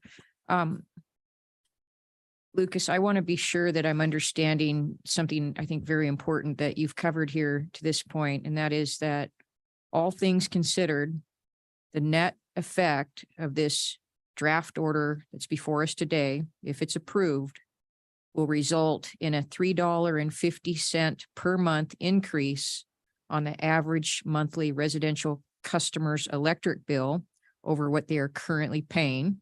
Is that correct? Mr. President and Vice President, yes, I believe that is a correct statement. And as far as natural gas residents, the average monthly bill would see a decrease of $8.74 compared to what they were paying when this rate case was filed in August of 2022. Is that correct? Mr. President, Vice President, that is correct once you normalize for usage. You're assuming a monthly usage of 65 therms. Yes. Okay, thank you. I think this is certainly better news than most of us were expecting, so thank you. Mr. President, Vice President Fielder, I might just add a couple of things to that. And that is back in August of 2022, okay, for the average residential customer, their gas commodity bill was $36 a month. And that was over 50% of their total gas bill. Okay, the other 48% was for the transmission, distribution, and storage. So over half of their gas bill was the gas commodity, which is passed through by Northwestern. There's no profit on it. It's a pure pass through. Those prices have fallen as of October 1st the gas commodity have fallen 38%. Okay, so now the average gas customer using using 65 therms a month, their gas bill is about $22. So that's a very, very significant decrease. It actually got worse last fall because from August up into like September and October, the gas prices rose even more astronomically. So the actual decrease since, say, October of last year is significantly more than 37%. That's very good news. Thank you. Appreciate that.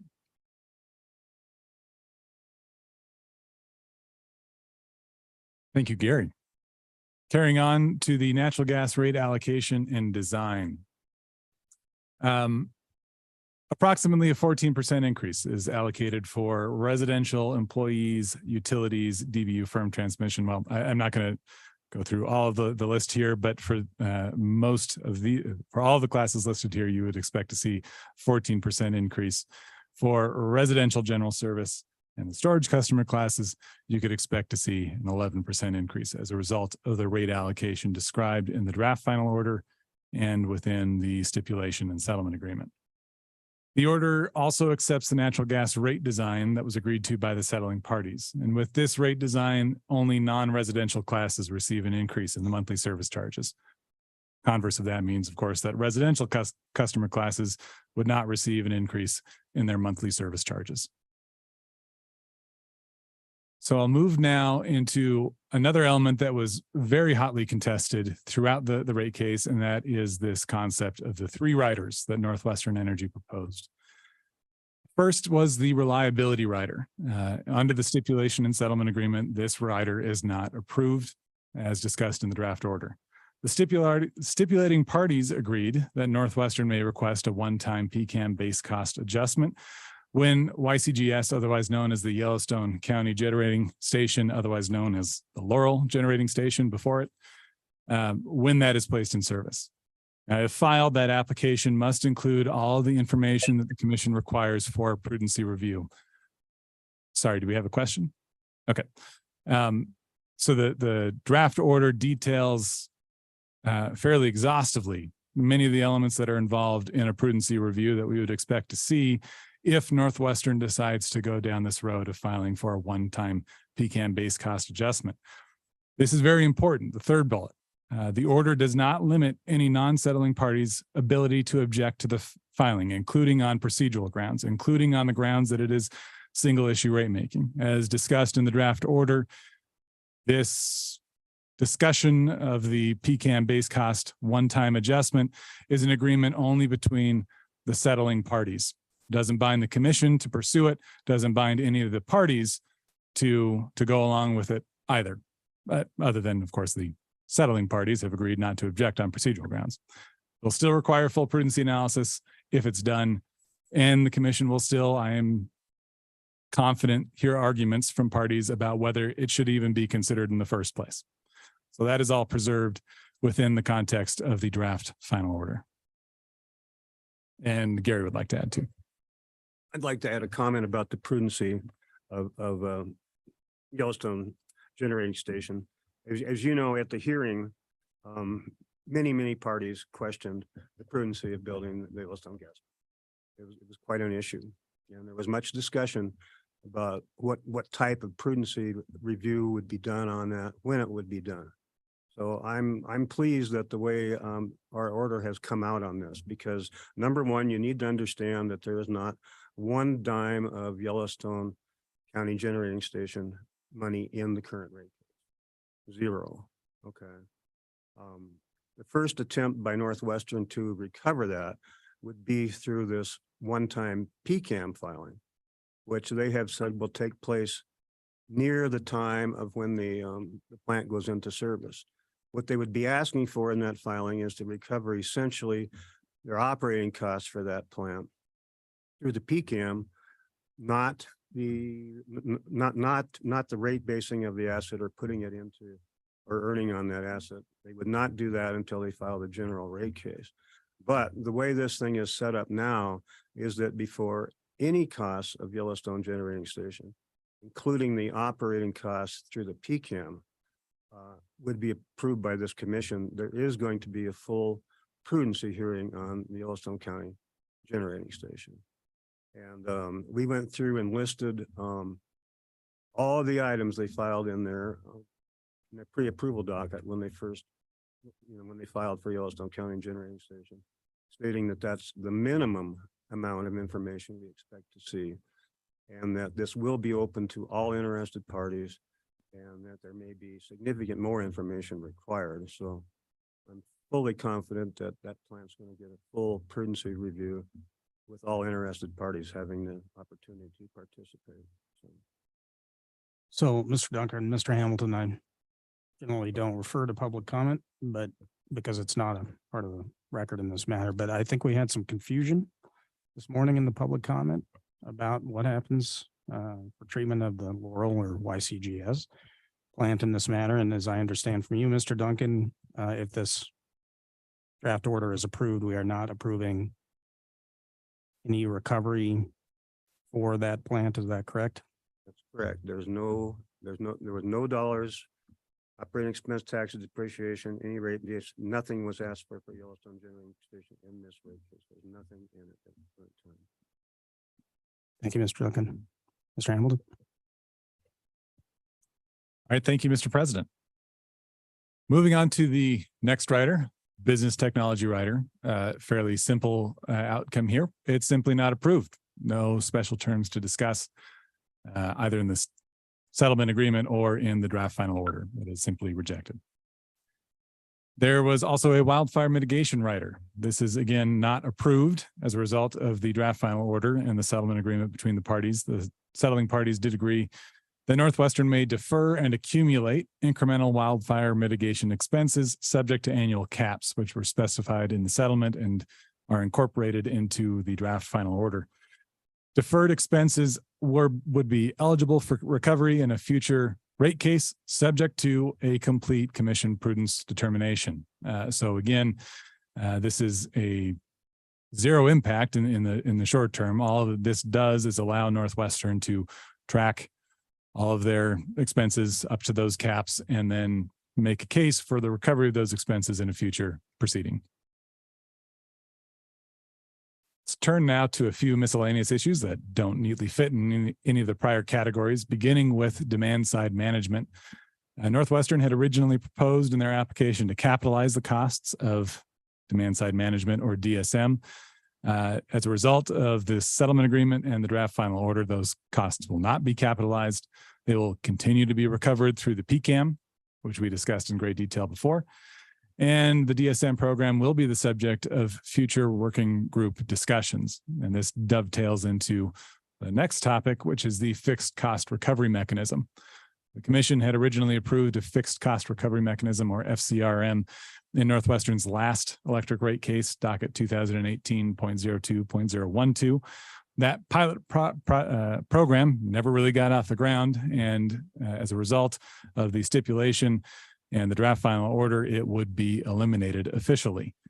Future FCRM options would be the subject of continuing working group discussions. And in the draft final order, those discussions are directed into the new advisory committee. It's not a new advisory committee, but the advisory committee that has got new parameters on it as a result of the commission's rulemaking on integrated resource planning and recent statutory changes. So the discussion will continue on both the FCRM and DSM. Let's turn now to the small natural gas production asset acquisitions. As a result of the settlement agreement, as a result of the draft final order, Northwestern may defer and accumulate costs associated with the acquisition of small natural gas production assets. Much like the wildfire mitigation rider expenses that we discussed before, these will be subject to a future prudence review. It is not included in rates at this point. They are merely allowed to track them and seek recovery for them outside of the normal principles of test year rate making. Let's turn now to the Sleepy Hollow gas system. The commission is very familiar with this one. After the case we went through last year, Northwestern acquired that Sleepy Hollow gas system, which is located near Winifred, Montana, near Lewistown.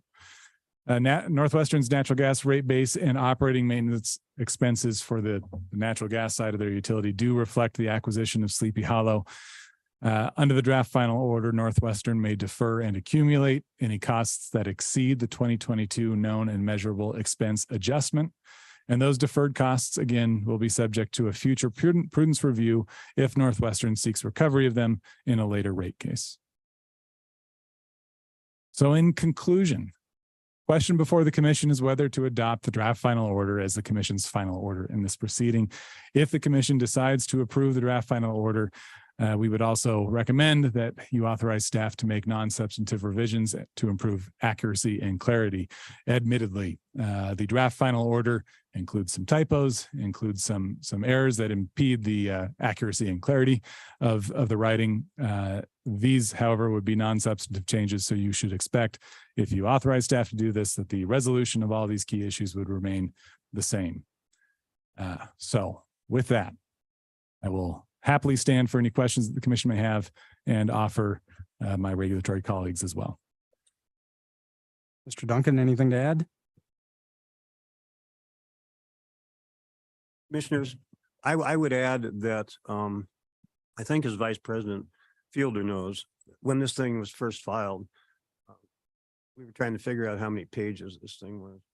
So as you may remember, we got a ruler and measured it. And I think we came up with an estimate of 10,000 pages. And since that time, the record in this thing has grown significantly. There's tens of thousands of pages of additional material that has been filed in this, additional testimony, discovery, all sorts of stuff.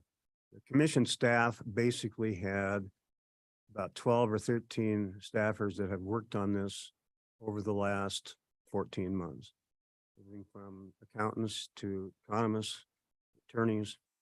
I can guarantee you there have been thousands of hours work that have gone into looking at this. And these things are not inexpensive. Based on the costs of the last general rate case from Northwestern, at that time, the rate case expense was estimated at, I believe, about $1.5 million. I suspect we're north of $2 million for all the parties involved in this. So my point being is that from a staff perspective, all of the issues in this, and there were far more issues than just the revenue requirement, all of the issues have gotten, from a staff perspective, a very thorough vetting. And I believe that staff is comfortable in saying that that ultimately the settlement is probably a fair outcome of all these issues. Thank you, Mr. Duncan. You hit on a number of issues that I was going to talk about in my remarks. I will take this opportunity because I was going to do it as part of my remarks if my colleagues would indulge me here. I take great umbrage when people come in and question the fairness and impartiality of our staff. It's inappropriate, frankly. And an example that I'm going to give you about the dedication of our staff is that Mr. Duncan actually retired and came back to work on this case. Ms. Umstead, anything to weigh in on? Ms. Gobert, thank you. All right, any questions? We're going to go a little unusual on the order here. Generally, we don't allow questions before we make the motion, but I think this is weighty and substantive enough that if any commissioner has questions, this would be a good time to ask them.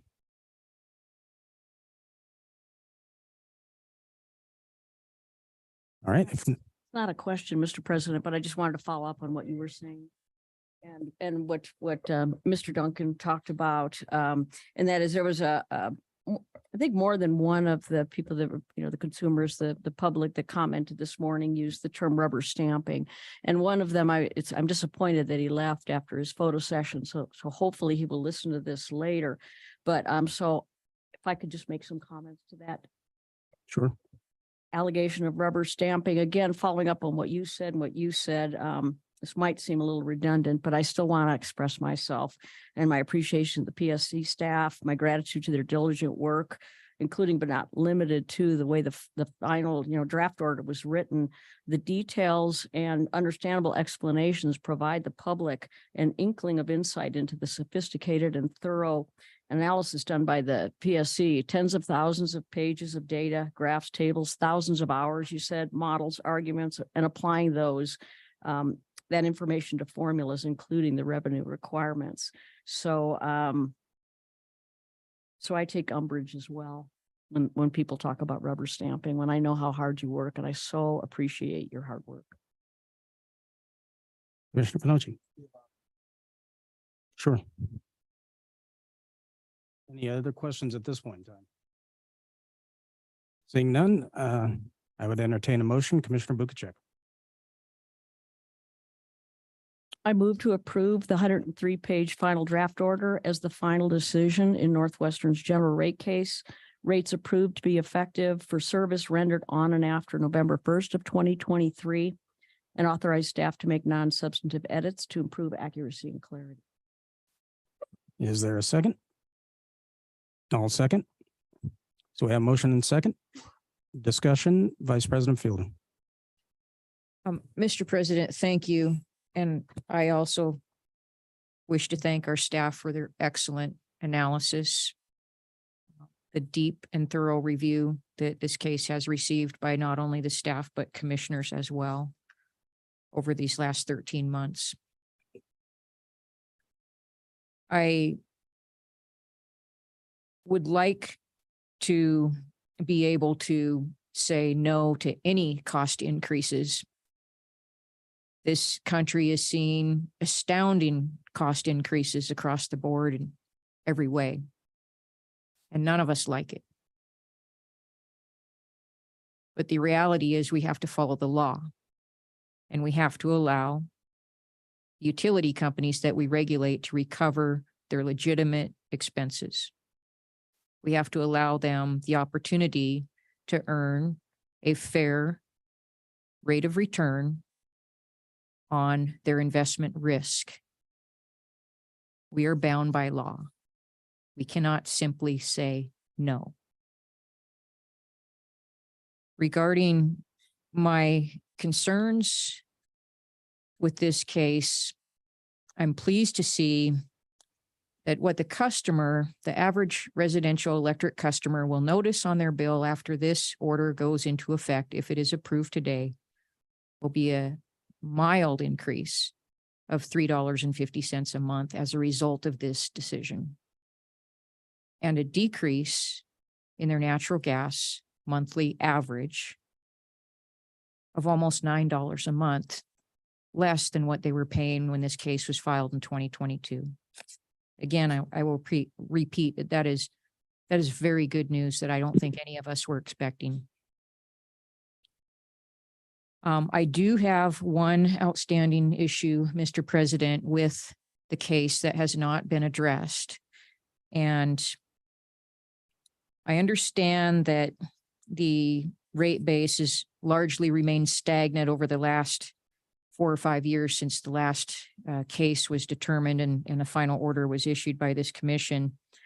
And since then, admittedly, Northwestern Energy's made significant investment to improve its transmission system and keep it in good repair. Northwestern has also paid substantial increases in property taxes, which by law are passed straight through to the customer. That is the legislature's decision, and the Public Service Commission has no say in that. Local governments do, though. Local governments set tax rates. The state sets tax rates. This commission does not. But one important thing that we do have a say in is whether or not Northwestern Energy's investments are prudent. And while it is hard to deny the critical importance of replacing dilapidated power lines and power poles, I do still have reservations regarding Northwestern Energy's multi-million-dollar expenditure to replace nearly all of its existing residential gas and electric meters, many of which still had years of useful life left in them. Achieving the system benefits and enhanced customer services enabled by Northwestern Energy's new advanced metering infrastructure, also known as smart meters, might make some stranded investment reasonably necessary, but in my view, that depends on the value of those benefits exceeding the amount of the stranded investment. And I'm concerned that Northwestern Energy did not present the commission with a full economic analysis that quantifies those benefits and costs. I'm concerned that premature retirement of thousands of perfectly good meters may not have been a prudent decision. In this case, if the settlement agreement today is approved, if this order is approved, only about 40% of Northwestern's expected total AMI investment will be reflected in rates. For that reason, I do not believe it's necessary to reject the settlement agreement over these concerns. However, I would like to move to amend the commission's final order, Mr. President, to A, direct Northwestern in its next relevant rate case to present a full economic analysis of the expected benefits of AMI, its AMI system, compared to the stranded costs for existing metering infrastructure, and demonstrate how Northwestern Energy's management considered those benefits and costs in the decision-making process that resulted in their AMI project. And also to reserve the right of the commission to conduct a prudency review of the entire AMI project at that time. This motion includes allowing staff to work with commission leadership on drafting the amendment if staff deems additional clarification regarding the reason and intent of this motion would be helpful. All right, we have a motion on the table. Is there a second? Commissioner Bukacek? I second. We have a motion and second discussion. Colleagues. Vice President Phelan? Yes, colleagues, I would appreciate your support on this. It allows us to take a closer look at what we didn't receive good and thorough information on regarding the deployment of the advanced metering infrastructure project and potential prudency of those investments. Commissioner Bukacek? Based on extensive study, I recognize the importance, I think you could probably say essential nature of having advanced metering to implement grid modernization. So I acknowledge that, but I also recognize legitimate citizen concerns. So I will vote yes for the amendment. Further discussion? Discussion? I think we could probably do this one on voice vote. So we'll start there. All those in favor of the vice president's motion signify by saying aye. Aye. Aye. Did we lose? Commissioner O'Donnell, were you on? Yes, I am here, Mr. President. I vote aye. Okay, thank you. All those opposed signify by saying no. Seeing no opposition, that motion carries. So we are back on the main motion as amended. Further discussion? Vice President Fielder, I think you had the floor at that. I just thank my colleagues for supporting that motion, and with that caveat, I will be supporting the underlying motion today. Thank you. Okay, Commissioner O'Donnell. Thank you, Mr. President. This is, as I expressed in meetings yesterday, this is a great concern to me. I appreciate, I think it was Mr. Hamilton and yourself, I believe, to make a very, very important point, is that the many people who have contacted us and even this morning asked us to deny the rate case entirely are simply not aware that we are subject to federal and state requirements and regulations. It is not within our authority to simply say no to this rate increase. I'm sure that Senator Dunwell understands that we're not trying to be in a position where we flaunt regulations that are imposed on us by the state and federal laws. You know, one thing I've learned in my 6.5 years, almost 7 years on the commission here, is that rate making is science. It's not an exact science, but it is science. And a lot of work has been put into by staff and commissioners, as Commissioner Fielder mentions, into discussions about this and researching into it.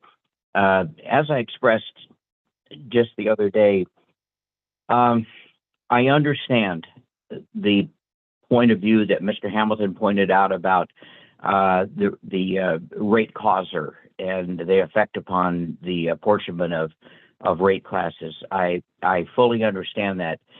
At the same time, one of the things that has been very important to me was a comment that I immediately had appreciation for, of former Commissioner Lake, using as a standard basically the proverbial little old lady on a fixed income who has no elasticity to her ability to absorb costs, that an increase of cost one place has to be taken from some other place, in many cases an essential or required thing at another place. It seems to me that residential class, as a class, certain parts of it have no ability to increase their income on their own. Businesses, however, by definition, have that capacity. I understand about the fairness of the classes. I had made myself very clear over several years that I believe that as Commissioner Fielder mentioned, no rate increases are palatable. They're always difficult. But I think that the balance should be tipped in the favor of residential use in terms of rates. I've I've mentioned that for years as a guiding principle of mine. I see that it has been, it comes into confrontation with the cost causer principle, which is a solid economic principle and rate making principle. So I'm not saying that anybody is wrong on there. I is simply pointing out my preference on what I think would be a more beneficial method of rate making. Again, in terms of rate making being a science but not an exact science, my very simplified attitude towards rate making is that ratepayers should not pay a penny extra more than what they are required to, and the utility should not receive 1 penny more than what they need. That is, we're talking about 1 penny, that's exact. However, as I say, rate making is not an exact science, and it has to be with a lot of estimations and assumptions, and I fully appreciate that.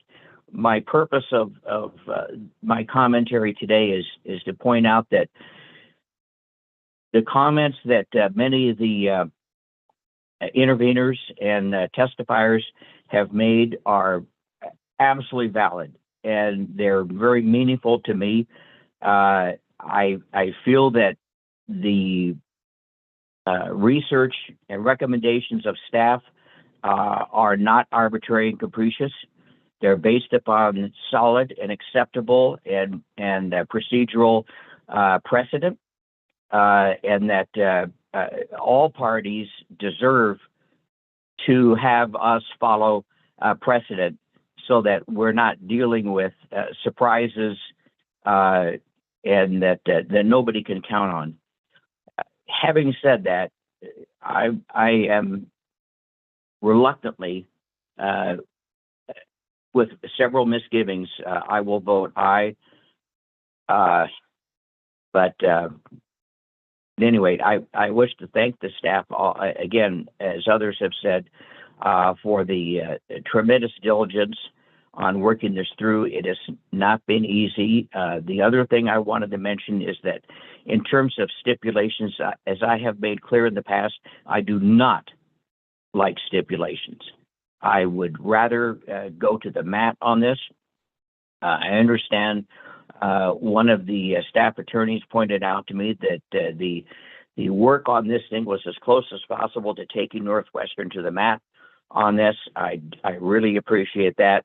There are several questions that have been raised that have come into my mind that maybe were elaborated earlier, but that my more mature thought has given me more questions that I would like to ask of the parties in the case, but that time has passed. So again, Mr. President, thank you for this opportunity, and I yield. Thank you. Thank you, Commissioner O'Donnell. Commissioner Pernocci. Thank you, Mr. President. I want the listeners and the ratepayers of Montana to know your comments are important to me. I believe they're important to other commissioners as well. And I listen very closely to the things you have brought up to me in the last few months, in the last year. There's a lot of concern over the new gas plant being fossil fuel. And I'd like to ask Mr. Hamilton a few questions where him and I have worked on some things together.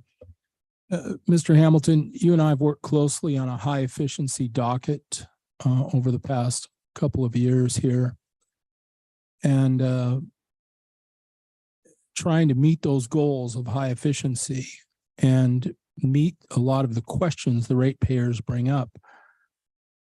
Yesterday, we brought in Leslie Joya from out of state, works at a university, and he very clearly explained that we can put carbon capture on a gas plant. We can mix fuel with hydrogen which would cut carbon emissions down to, half if we were able to do a 50-50 mix. So in your opinion, we can do a lot with this plant to answer a lot of questions that were brought up and concerns with the public about fossil fuel and carbon release. Can you tell us a little bit about that? Mr. President, Commissioner Pinocci, at this stage, I think it would be premature for the commission to judge what particular outcome is necessary for CU4, what technology may or may not be available for CU4. It's important in the context of this rate case to focus on the record that was developed over the 6-day hearing, over the voluminous filings that Mr. Duncan referred to earlier. So I would be very hesitant to pass any sort of judgment about what happened in yesterday's meeting with respect to, is it Mr. Joya's presentation? Is it fair to say, though, that the concerns that have been brought up, there are answers to, and that the possibility exists for a gas plant to use a mix of hydrogen, reducing CO2, that the possibility exists for carbon capture, so there is no carbon release of a gas plant. I think it's unfair for people to bring those concerns up without understanding that there are real answers, and that I'm bringing people to the commission to explain some answers. Do you think it's fair to say that those possibilities exist to meet those concerns that the ratepayers brought up? Mr. President and Commissioner Pinocci, I think that there are two sort of premises built into that question. One, is it technically feasible based on current technology? And two, is it financially feasible? Is it the right decision for ratepayers for Northwestern and Montana? And on both of those questions, I do believe that's a question for a later proceeding, that it would not be appropriate to answer at this point. It'll require development of record evidence on both counts as to whether or not something like that is possible in the future. I think that's a fair answer from you, but I sure want the public to know that I've been working very hard on their concerns when they keep bringing up that this is a fossil fuel plant, and we're going backwards when the technology exists to fix all of their concerns. So let's talk a little bit about high efficiency power lines. Looks like Northwest Energy's installed some, and this will save millions of dollars of line loss. And it looks like in the future they have plans to install more. When we install high efficiency power lines, there's a higher upfront cost, but it will cut the fire risk by half. It'll cut line loss by a third, and that savings will be shared with the ratepayer. And with this rate increase, this may allow them to install more of this high efficiency power line. Do you think that's a fair statement? Mr. President and Commissioner Pinocci, it is true that Northwestern has installed some higher efficiency power lines as over recent history.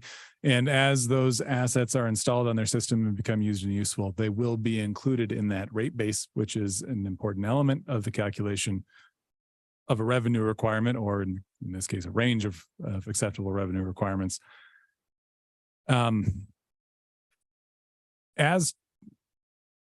I don't believe that I've fully answered your question at this point, but I'm not sure that I have a way of answering the question based on the record evidence that I can recall off the top of my head.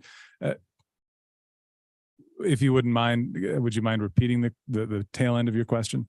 Well, I think that we talked a little bit about the aging power lines across the state. If we could replace those with high efficiency power lines, would cut the line loss by a third, and there'd be a rate of return. For instance, changing all the gas meters when their useful life isn't maybe even at half yet, there may not be any gain financially to the ratepayer, but replacing power lines that would cut the line loss, people understanding that electricity radiates out of the line. We can cut that by a third, would save millions of dollars. That seems like that would be a better goal to replace the power lines and gas meters. Just an example for a benefit to the ratepayer. With this rate increase, this might allow them to get some of that aging power line replaced with high efficiency power lines. There's several gains there. One, we can double the capacity of any line that's the same size, which would free up lines that are at near capacity. Two, it would cut fires by half because of the carbon core, reducing sag. But more importantly, we'd cut the line loss by a third. Would this rate increase help maybe with the more expensive line to be installed, and there'd be a savings in fire mitigation, freeing up grid capacity because we can double capacity and saving a third? There'd be a rate of return over the next 100 years as those lines are in. They'd pay for themselves and save money to the ratepayer. Do you think that's a possibility, that if they get this rate increase, that will help with that? Mr. President and Commissioner Pinocci, I'll address a few things first as a general matter of accounting. And I am just an attorney, so don't trust me when it comes to accounting necessarily. But if you are replacing a fully depreciated asset with a brand new, upgrade or reinstallation, you should expect to see the rate base increase. And as a general matter, that will increase rates in the short term, as you've acknowledged. To the extent that there are efficiencies provided by new assets, Northwestern would not need to generate energy. Northwestern would not need to go buy energy from the market. Those savings would be passed through to customers on the supply mechanism, the PCAM. As to whether any particular line needs to be replaced or will be replaced in the near future, and I do expect that Northwestern will continue to make capital investments after this rate case. To the extent that any particular line needs to be replaced or is prudently and reasonably replaced with a high efficiency power line, that is a determination of prudency that would be the subject of a future contested case, and would therefore be something that the commission needs to refrain from opining on at this point and leave for the development of that future factual record. Let's talk a little bit about adding a power plant in Montana. We don't produce enough electricity to supply Montana, and we go on the open market. Sometimes we have to pay 10 times more for it. By adding the power plant in Laurel, is it fair to say that they will save the consumer money? Mr. Hamilton, I'm going to direct you not to answer that question. That's going well beyond the scope of this order. In fact, you're getting into decisions that the commission might make in short order, in fact. So can you move on to the next question, Commissioner Pinocci? I'm under a lot of pressure here because I vote against rate increases more than anyone I know. And I'm having a lot of people telling me not to do this. And I'm trying to justify why it is I think the rate increase needs to happen. So that's what I'm trying to do here. Okay. Let's talk a little bit about natural gas. The town of Winifred was run by Sleepy Hollow, which went out of business, and Northwestern Energy wasn't able to step in and take over Sleepy Hollow. Is it fair to say that the residents of Sleepy Hollow would have had to move to propane, including the school and all the businesses? Mr. Hamilton, to the extent that you can answer that. Mr. President, Commissioner Pinocci, I may not be the best person to answer that one because I did not work on that case. But if the utility system that was Sleepy Hollow had failed, had needed to be shut down due to safety concerns, then I think it's fairly accurate to say that yes, there would have been a substantial need in the service territory formerly served by Sleepy Hollow to convert to something else. But as the commission is aware from the prior case, Northwestern did step in and assume operational control of that utility. And now in this rate case, you do see the beginnings of recovery for the Sleepy Hollow gas system. Is it a fact that Sleepy Hollow customers are paying less for natural gas now than they were? Mr. President and Commissioner Pinocci, I don't have facts to answer that question. I don't know if anybody else I was told their rates were lowered after Northwestern took over the natural gas. Mr. President and Commissioner Pinocci, I can neither confirm nor deny. Thank you, Mr. President. No more questions. Thank you, Commissioner Nochi. Before I call on Commissioner Bukacek, I think it might be helpful, Mr. Hamilton, for public consumption for a short primer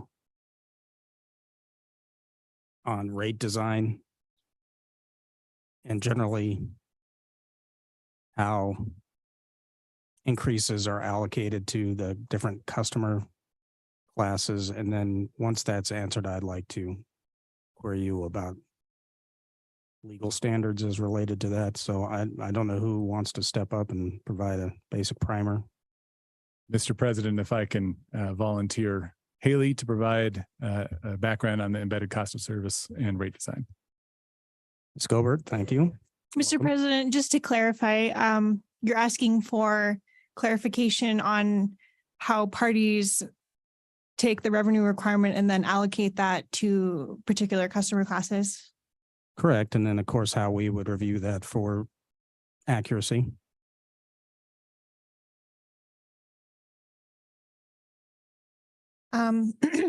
Well, parties, at least in this case, Northwestern,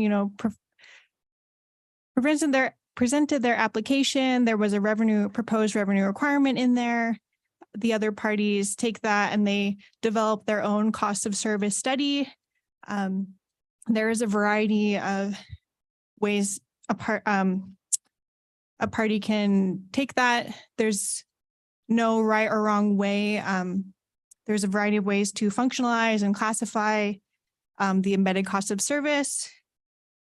And so parties' proposals for allocating revenue requirements are influenced by their proposals for moderating, using principles of gradualism and equity across customer classes. The parties' cost of service based class revenue allocations, as I said, are based on that initial revenue requirement, and parties have different views on how to reduce those allocations. And so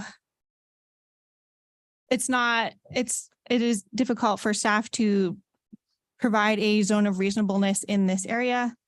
But so as staff, we use more qualitative basis using those cost of service study results and those moderated recommendations kind of as a guide. There's, different allocators and things like that the parties will use. Cost allocation and rate design is more of an art than a science, and varying, policy decisions go into those different allocations. But as we talked about earlier, rate making principles such as the cost causer are the foundation of that. And so it's using that theory that different customer classes should, their rate should reflect the utilities cost to serve their customer load.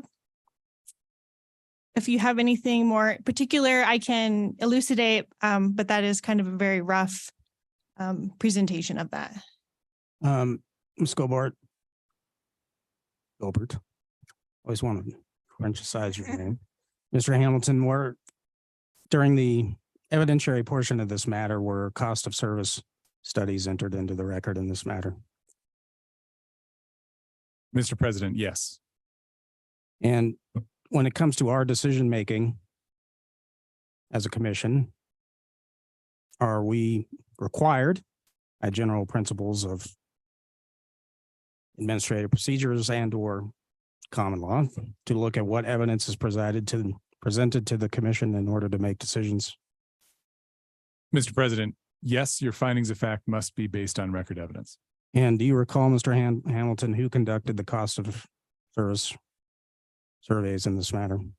There were a number studies performed off the top of my head, I believe Northwestern Energy, Montana Consumer Council, a large customer group. Did the federal executive agencies join? I believe yes, I believe Walmart was also presented a class cost of service study. And so essentially, as I understand how it works, and I have a pretty good understanding how this process works, frankly, after 19 years of legal practice. Essentially what we do then as a commission, of course, is we look at those studies and results, and we determine the reasonableness, if you will, or the lawfulness of the cost allocation based on evidence that's presented to the commission, correct? Mr. President, that is correct. You judge the credibility of all the record evidence in making your findings. And so to that regard, the allocation to the residential class in this case, which we all recognize is substantial. It would be hard to say or to allege that the commission is somehow approving a final order that would be arbitrary and capricious, correct, in terms of customer class allocation. Mr. President and commissioners, it is true that the embedded cost of service studies that were provided in this record indicate that at present, residential customer class is paying less than the burden that it imposes upon the system. And so there is evidentiary support for moving towards more of what Haley described as that cost causation principle. According to certain parties in the proceeding, the more just outcome where the cost causers become more closely related to the cost payers. I will say that it's not 100% in that direction, as noted in my presentation earlier. There are still concepts of moderation and gradualism that come into play here that still produce an overall sort of cost shifting away from that residential customer class and into other customer classes. Mr. Hamilton, this is why you're an excellent chief legal counsel. You're kind of going where I wanted you to go. And so as I recall during the substantial hearing in terms of time and days that was held in this matter, one of the concerns certainly that was expressed by, I would say, if I may call them the settling parties, is that if the commission engaged that there was a recognition that the residential class was being subsidized by other classes, correct? Mr. President, that is correct. It's recognized, I would go so far as to say, even in the Montana Consumer Council's testimony and advocacy. Correct. And so when the public or other parties or commissioners express concern about the allocation that, if you will, that the residential class is receiving, which is a concern to every single one of us, and I repeat that again, it's not because the commission decided to single out residential customers for a high increase. It's because it's what the evidence and argument in this matter would otherwise support, correct, based on cost causer principles. Mr. President, that is correct to my understanding. Thank you. Commissioner Bukacek.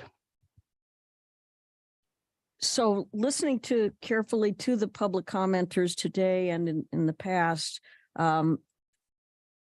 it's already been talked about. There are a lot of misunderstandings. You could even call it confusion, among the public.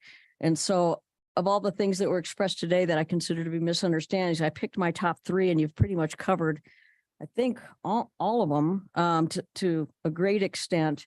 The last one is recognition that the larger consumer classes do subsidize the residential ones. So that's a misunderstanding. Another one that I'd like you to clarify is the misunderstanding. It was stated by somebody that it's the PSC's job to, quote, I think this is a quote, to protect consumers from utility monopolies. I believe that was stated this morning. And I think you covered that adequately when you discussed the Montana Consumer Council. So I don't think we need to say anything more about that. And we already covered what a big concern I had about that business of rubber stamping. So is this the time that we give our final comments? Mine are very brief. Yes, it is. It is. All right. With your indulgence, Mr. President, but I will be brief in part because so much of what I wanted to say was covered very, very well, especially by Vice President Fielder. So I really have not much more to say. In very brief summary, and thank you so much. Outstanding work on that oral presentation and all the follow-up that the staff gave. Considering that energy utility companies provide services that are needed for basic comforts and even survival for ratepayers, it should be fairly obvious that they be given reasonable opportunity to recover prudently incurred costs so they can continue to provide these essential services to the ratepayers. Making a decision in the public interest involves weighing the evidence, which in this case supports approving the settlement. Thank you. Thank you, Commissioner Bukacek. I think we have a clarifying question from Vice President Field and Mr. Hamilton. Thank you, Mr. President. Yes, Mr. Hamilton, regarding the fact that Northwestern has withdrawn part of its request to consolidate the lighting, do we need a motion to remove that from the draft order? And if so, could you state how that motion would be best phrased, please? Mr. President and Vice President and Commissioners, it's a very good question. As it is currently addressed in the draft order, the lighting tariff changes, which were proposed in I believe it's the rebuttal testimony of Cindy Fang, were agreed upon by the stipulating parties and then approved by the commission. So at a minimum, to recognize the withdrawal of Northwestern's proposal, it would be prudent to amend, if not delete entirely, that paragraph as it is currently written. Procedurally, since the commission has adopted one amendment to the draft final order, I do think it makes sense to follow in that method of approaching it by amending out the approval of the consolidation of the lighting tariff changes. And as with the prior amendment, I believe that, an amendment stated in those terms will be clear enough to staff about what our direction is in revising that final order that we can accomplish the commission's goal. Would Vice President Fielder accommodate us in that regard, please? Yes, Mr. President, I move that the draft order before us be amended to take the consolidation of the lighting tariff changes out of the order and to have staff create the proper language, necessary language to do that. I'll second that motion. Discussion. Seeing none, we'll just take a voice vote on this. All those in favor of the Vice President Fielder's motion to amend the amended motion, the underlying amended motion, signify by saying aye. Aye. Aye. Aye. We lost Commissioner O'Donnell. Well, that's disappointing, to say the least.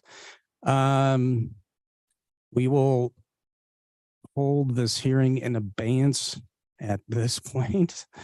I would just note for the minutes, of course, that we were in the midst of taking a vote on Commissioner Fielder's motion. Why don't we take 7 minutes to see if we can get Commissioner O'Donnell back on the line, please. We will stand in recess until 12:20.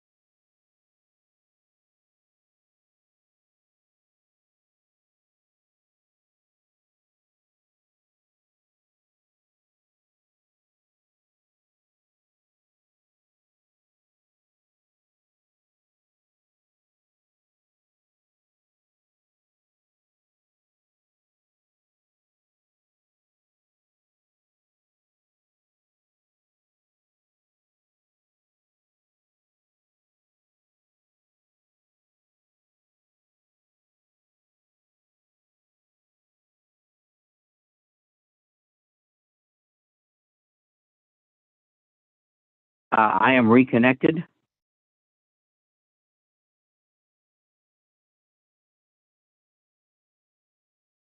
Commissioner O'Donnell. Hello? Commissioner O'Donnell, we're glad. Can you hear me now? Yes, we can. Oh, thank you. Yes, Okay, we can. good. Glad to have you back. We missed you. So nice to be missed. All right. So time is now 12:22 p.m. We'll go back on the record in our business meeting. Where we had left off before Commissioner O'Donnell dropped off proceedings today was that Vice President Fielder had offered a motion to amend the already amended underlying motion to. Did you want to restate your motion, in fact, please? Yes, Mr. President, thank you. I had moved that the draft order be amended to remove consolidation of the lighting tariff changes and that staff draft appropriate language to do that. And then I had second that. And and Mr. President, the purpose of the motion is, I believe that's a moot point since Northwestern has withdrawn that provision. Thank you for the clarification. Okay, Commissioner O'Donnell, did you want to speak to this motion? No, thank you. Okay. All right, then let's try this again. We'll do a voice vote on Vice President Fielder's motion. All those in favor of the Vice President's motion signify by saying aye. Aye. Aye. Aye. All those opposed signify by saying no. Seeing no opposition, motion carries. So we are now back on the original twice amended motion. Before I make my remarks, does any commissioner have any additional remarks or questions for staff? All right, seeing none. All right, colleagues. Good meeting today. I appreciate the work of the staff and their presentation. Very helpful, I think, for public understanding. I also thank those who participated today during the public comments section. I appreciate their interest in this matter and their willingness to step up and provide us their thoughts. I think, as Commissioner Pinocci stated, public input is important and we appreciate it. I will be voting to issue the draft final order in this matter, as now twice amended, as the final order of the commission. As my colleagues have pointed out, this matter is of significant public interest and directly impacts the economic interests of Northwestern Energy and its customers. That is why we had multiple parties seek intervention in this case. And that's why we had multiple parties actively participate in the multi-day hearing that was held in this matter in April of this year. As my colleagues are aware, as commissioners, our duty in these proceedings, such as this, is to balance the interests of regulated entities such as Northwestern Energy and the customers it serves. We carry out these duties with an eye towards ensuring that Montana's regulated energy utilities are financially healthy, such that those utilities are able to provide power to their customers at the moment those customers demand it. Our duties are made even more solemn when all of us understand that access to safe and reliable power is at times a matter of life and death, particularly during those periods of extreme winter weather. And we are reminded that by the arrival of our first snowstorm today. In order to carry out responsibilities accorded to us in our elected positions, we are required to make tough decisions. I have heard earlier that I take umbrage when people question the integrity of our staff. I do not, however, take umbrage when people criticize us as commissioners because we're elected officials and we have stepped up into this position. It is fair to criticize us. If people so desire, it is not fair to criticize our staff. Often these decisions will be unpopular because such decisions will result in increased utility bills for everyday Montanans. You have heard today from my colleagues that the commission fully recognizes that an increase in any necessity, particularly power bill, causes hardship, particularly, as Commissioner O'Donnell noted, for those on fixed income, because as Commissioner O'Donnell appropriately noted, there's no way for them to otherwise pass on increased cost to anyone else. And we recognize that. The diligence with which we make decisions related to rate increases is particularly pressing at a time when we're seeing poor policy decisions coming out of Washington, D.C. that are resulting in skyrocketing inflation rates, supply chain issues, and exploding consumer costs for Montanans struggling to make ends meet. However, our decisions are supportable if we do what is legally required of the Commission in cases such as this, which is to apply the evidence presented to us during the contested case process to what the law and regulatory principles require. Instead of carefully considering the evidence presented to us, it would certainly be simpler, as Vice President Fielder noted, for commissioners to just merely vote no on any and all rate increases, because frankly, it'd be the politically expedient thing to do. But automatically voting no without first carefully considering and weighing the mountain of testimonial and evidentiary evidence presented to this commission during the contested case process does not satisfy our duties as decision makers.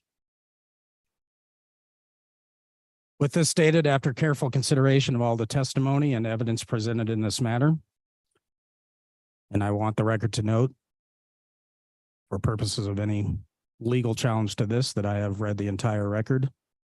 I participated in every day of the hearing, and I have based my decision based on the record, testimonial, written evidence, and the testimony provided at hearing, and on no other factor. I have concluded that approving the filed settlement agreement and as thoroughly vetted through the nearly 2-week-long hearing process conducted in this matter meets the required legal standards for approval. That is, the proposed rates and rate design meet the legal standard we apply of being just and reasonable. Again, for public consumption, the standard isn't that we disapprove rates based on whether or not we want to. Our jobs are to determine whether the rates proposed are just and reasonable. Further, the total revenue requirement contained in the settlement falls well within the range of reasonableness, as that range has been determined by the Commission after months of careful study and detailed internal analysis. These legal conclusions in support of approving the settlement agreement are made more supportable by the fact that during the lengthy hearing held in this matter, not a single one of the non-settling parties, and I'd like to get this on the record, put on any evidence or testimony that meaningfully challenged the electric base revenue requirement nor the gas revenue requirement as the same is and was forth in the settlement. That's a matter of evidentiary record. I reached this conclusion even though there are adjustments that, in the absence of the settlement agreement, I would have adopted that may have resulted in the lowering of the total final rate increase being considered today. These areas include accepting the Montana Consumer Council's proposed incentive compensation adjustments, as well as MCC's proposed adjustments to the stock-based compensation for non-executive employees and for the board of directors. What is more, as my colleagues will recall, during the hearing held in this matter, I asked a series of questions of Northwestern Energy witnesses regarding whether a 3-year average for the FERC transmission credit, as the same as set forth in the settlement, should be approved. In my view, based on the responses provided at the hearing, I would go with the 2-year average, which would be a more supportable outcome. And I think Mr. Duncan agrees with me on that. But that's not what we're voting on today. Even so, as stated, the PSC staff has concluded, and I agree that, Commissioner Pinocci, can you ask those that are doing construction to please wait? Well, this has been an interesting hearing.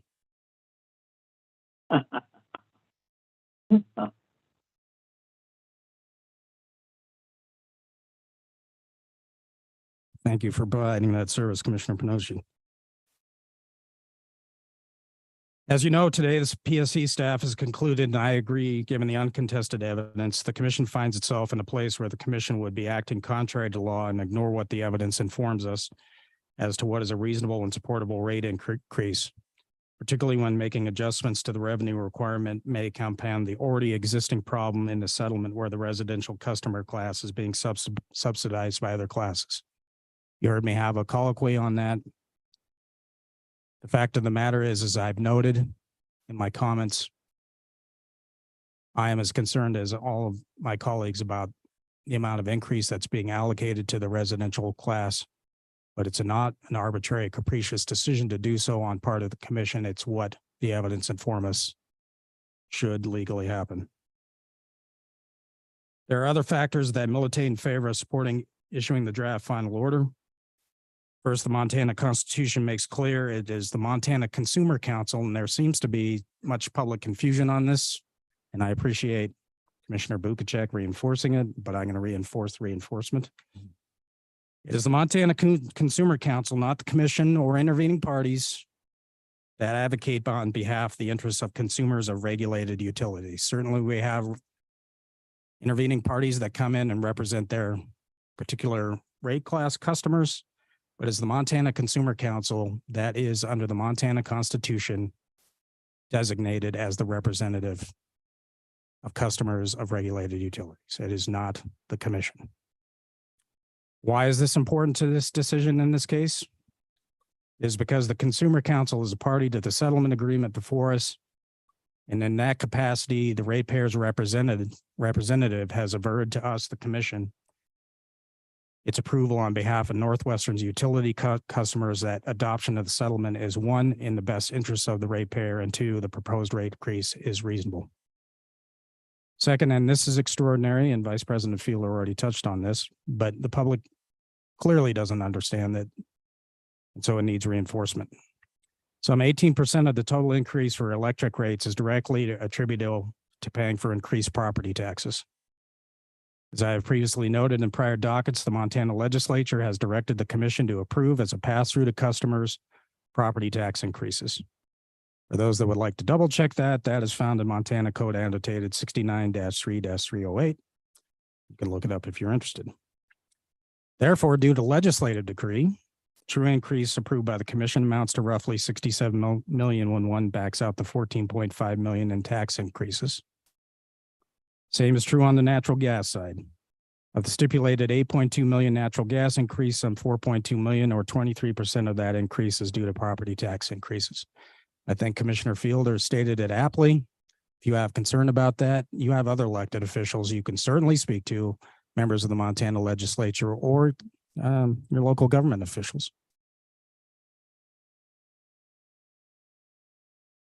Thus, the property tax portion of the rate increase is directly attributable to decisions being made by the legislature or more often local governments, not the commission, as the Vice President pointed out. Again, as a matter of law, the commission is prohibited from denying Northwestern Energy recovery for these expenses. And frankly, it'd be against the law for us to deny recovery for those expenses, which I don't think the public understands either. We'd be acting against the public interest if we were to deny those expenses. Second, and further, as my colleagues inherently understand, every business incurs operating and maintenance expenses. Such expenses ensure that the utility satisfies the commission's goals of ensuring that Northwestern Energy provides reliable energy upon customer demand.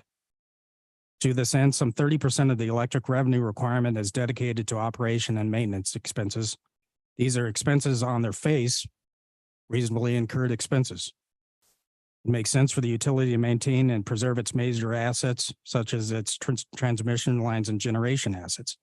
As to the latter, the transmission lines, we all know as commissioners of the interest in having alternative forms of energy in Montana grow and expand.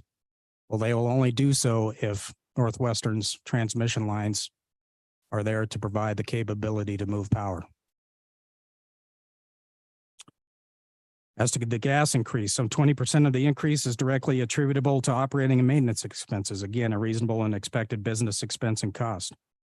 During the course of this proceeding, the commission heard from some in the public taking issue with Northwestern Energy or any other regulated utility for that matter, earning a return on their capital investments. In fact, I probably hear about this complaint more than any other thing I hear as a public service commissioner.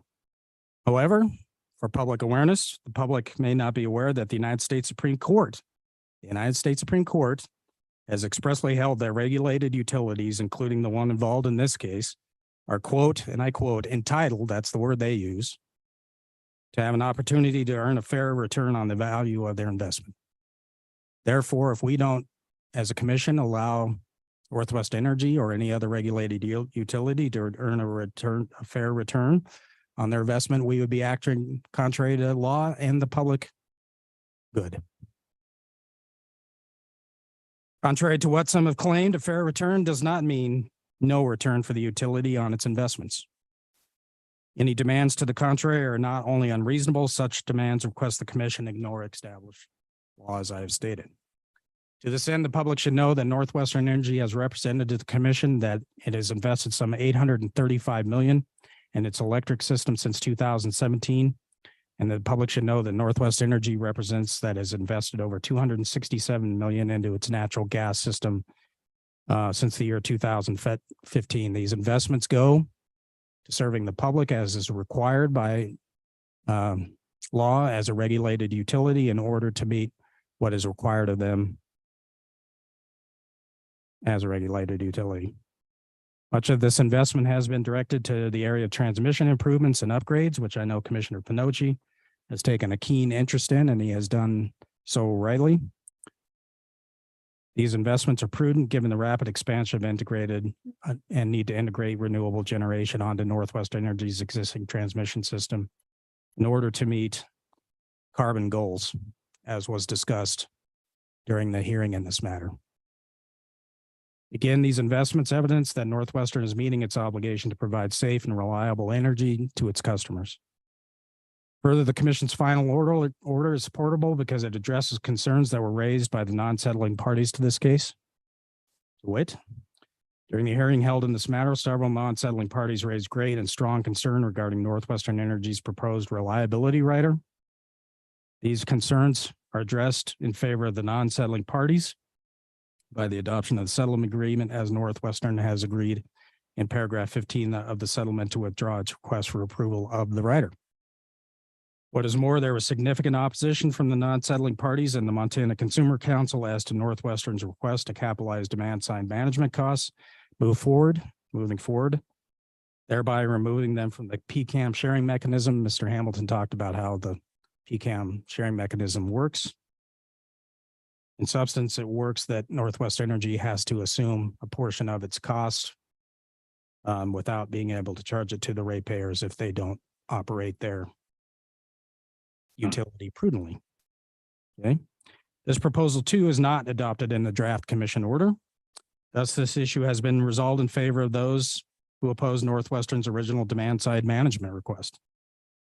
What is more, the order grants the request of intervening parties, namely HRC and NRDC, to establish a more robust stakeholder process to discuss and put forward consensus-based solutions relating to alternative rate-making approaches, principles, etc. So the commission is granting a request of one of the non-settling parties. As noted in the draft order, all of us at the commission recognize the value of demand-side management programs, and frankly,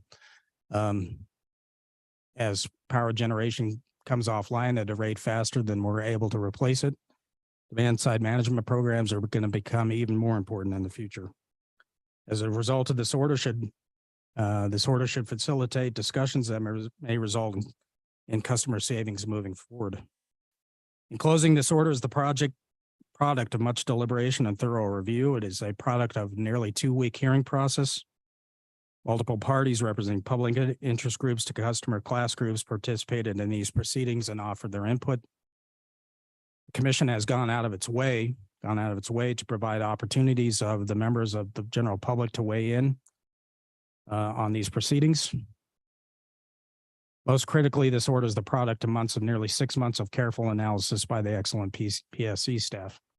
Certainly, I have received some questions from the public, and namely members of the legislature, what was taking so long for us to issue or to consider the matter today. And the reason is because the staff was engaging in a thorough review of the request, given the magnitude of the request.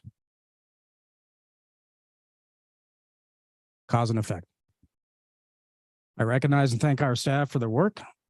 I thank our colleagues for their thoughtful and reasoned positions as well. Again, I want to thank you, Mr. Duncan, for coming out of retirement and helping us. Very gracious. We wish you happy and joyful retirement. And I'm sure more than anybody, you're pleased that today has come. So again, colleagues, I encourage you to vote to issue the draft final order in this matter as twice amended as the final order of the commission. All right. Anything else from commissioners? Question. Call the question. All right, we are going to do a roll call vote on this one. This is a matter of some public importance, to say the least. Vice President Fielder. Aye. Commissioner O'Donnell. Aye. Commissioner Pinochi. Aye. Commissioner Bukacek. Aye. And I am an aye as well. So motion as twice amended carries. All right. Thank you, everybody, for all your hard work and for your input this morning. Time is now 12:42 p.m. Seeing no further business to come before the commission as to this particular business meeting. I would just note for the record that we will be back on the regular Tuesday schedule. So our next commission business meeting is October 31st, spooky Halloween at 9:30 a.m. And I will adjourn today's meeting.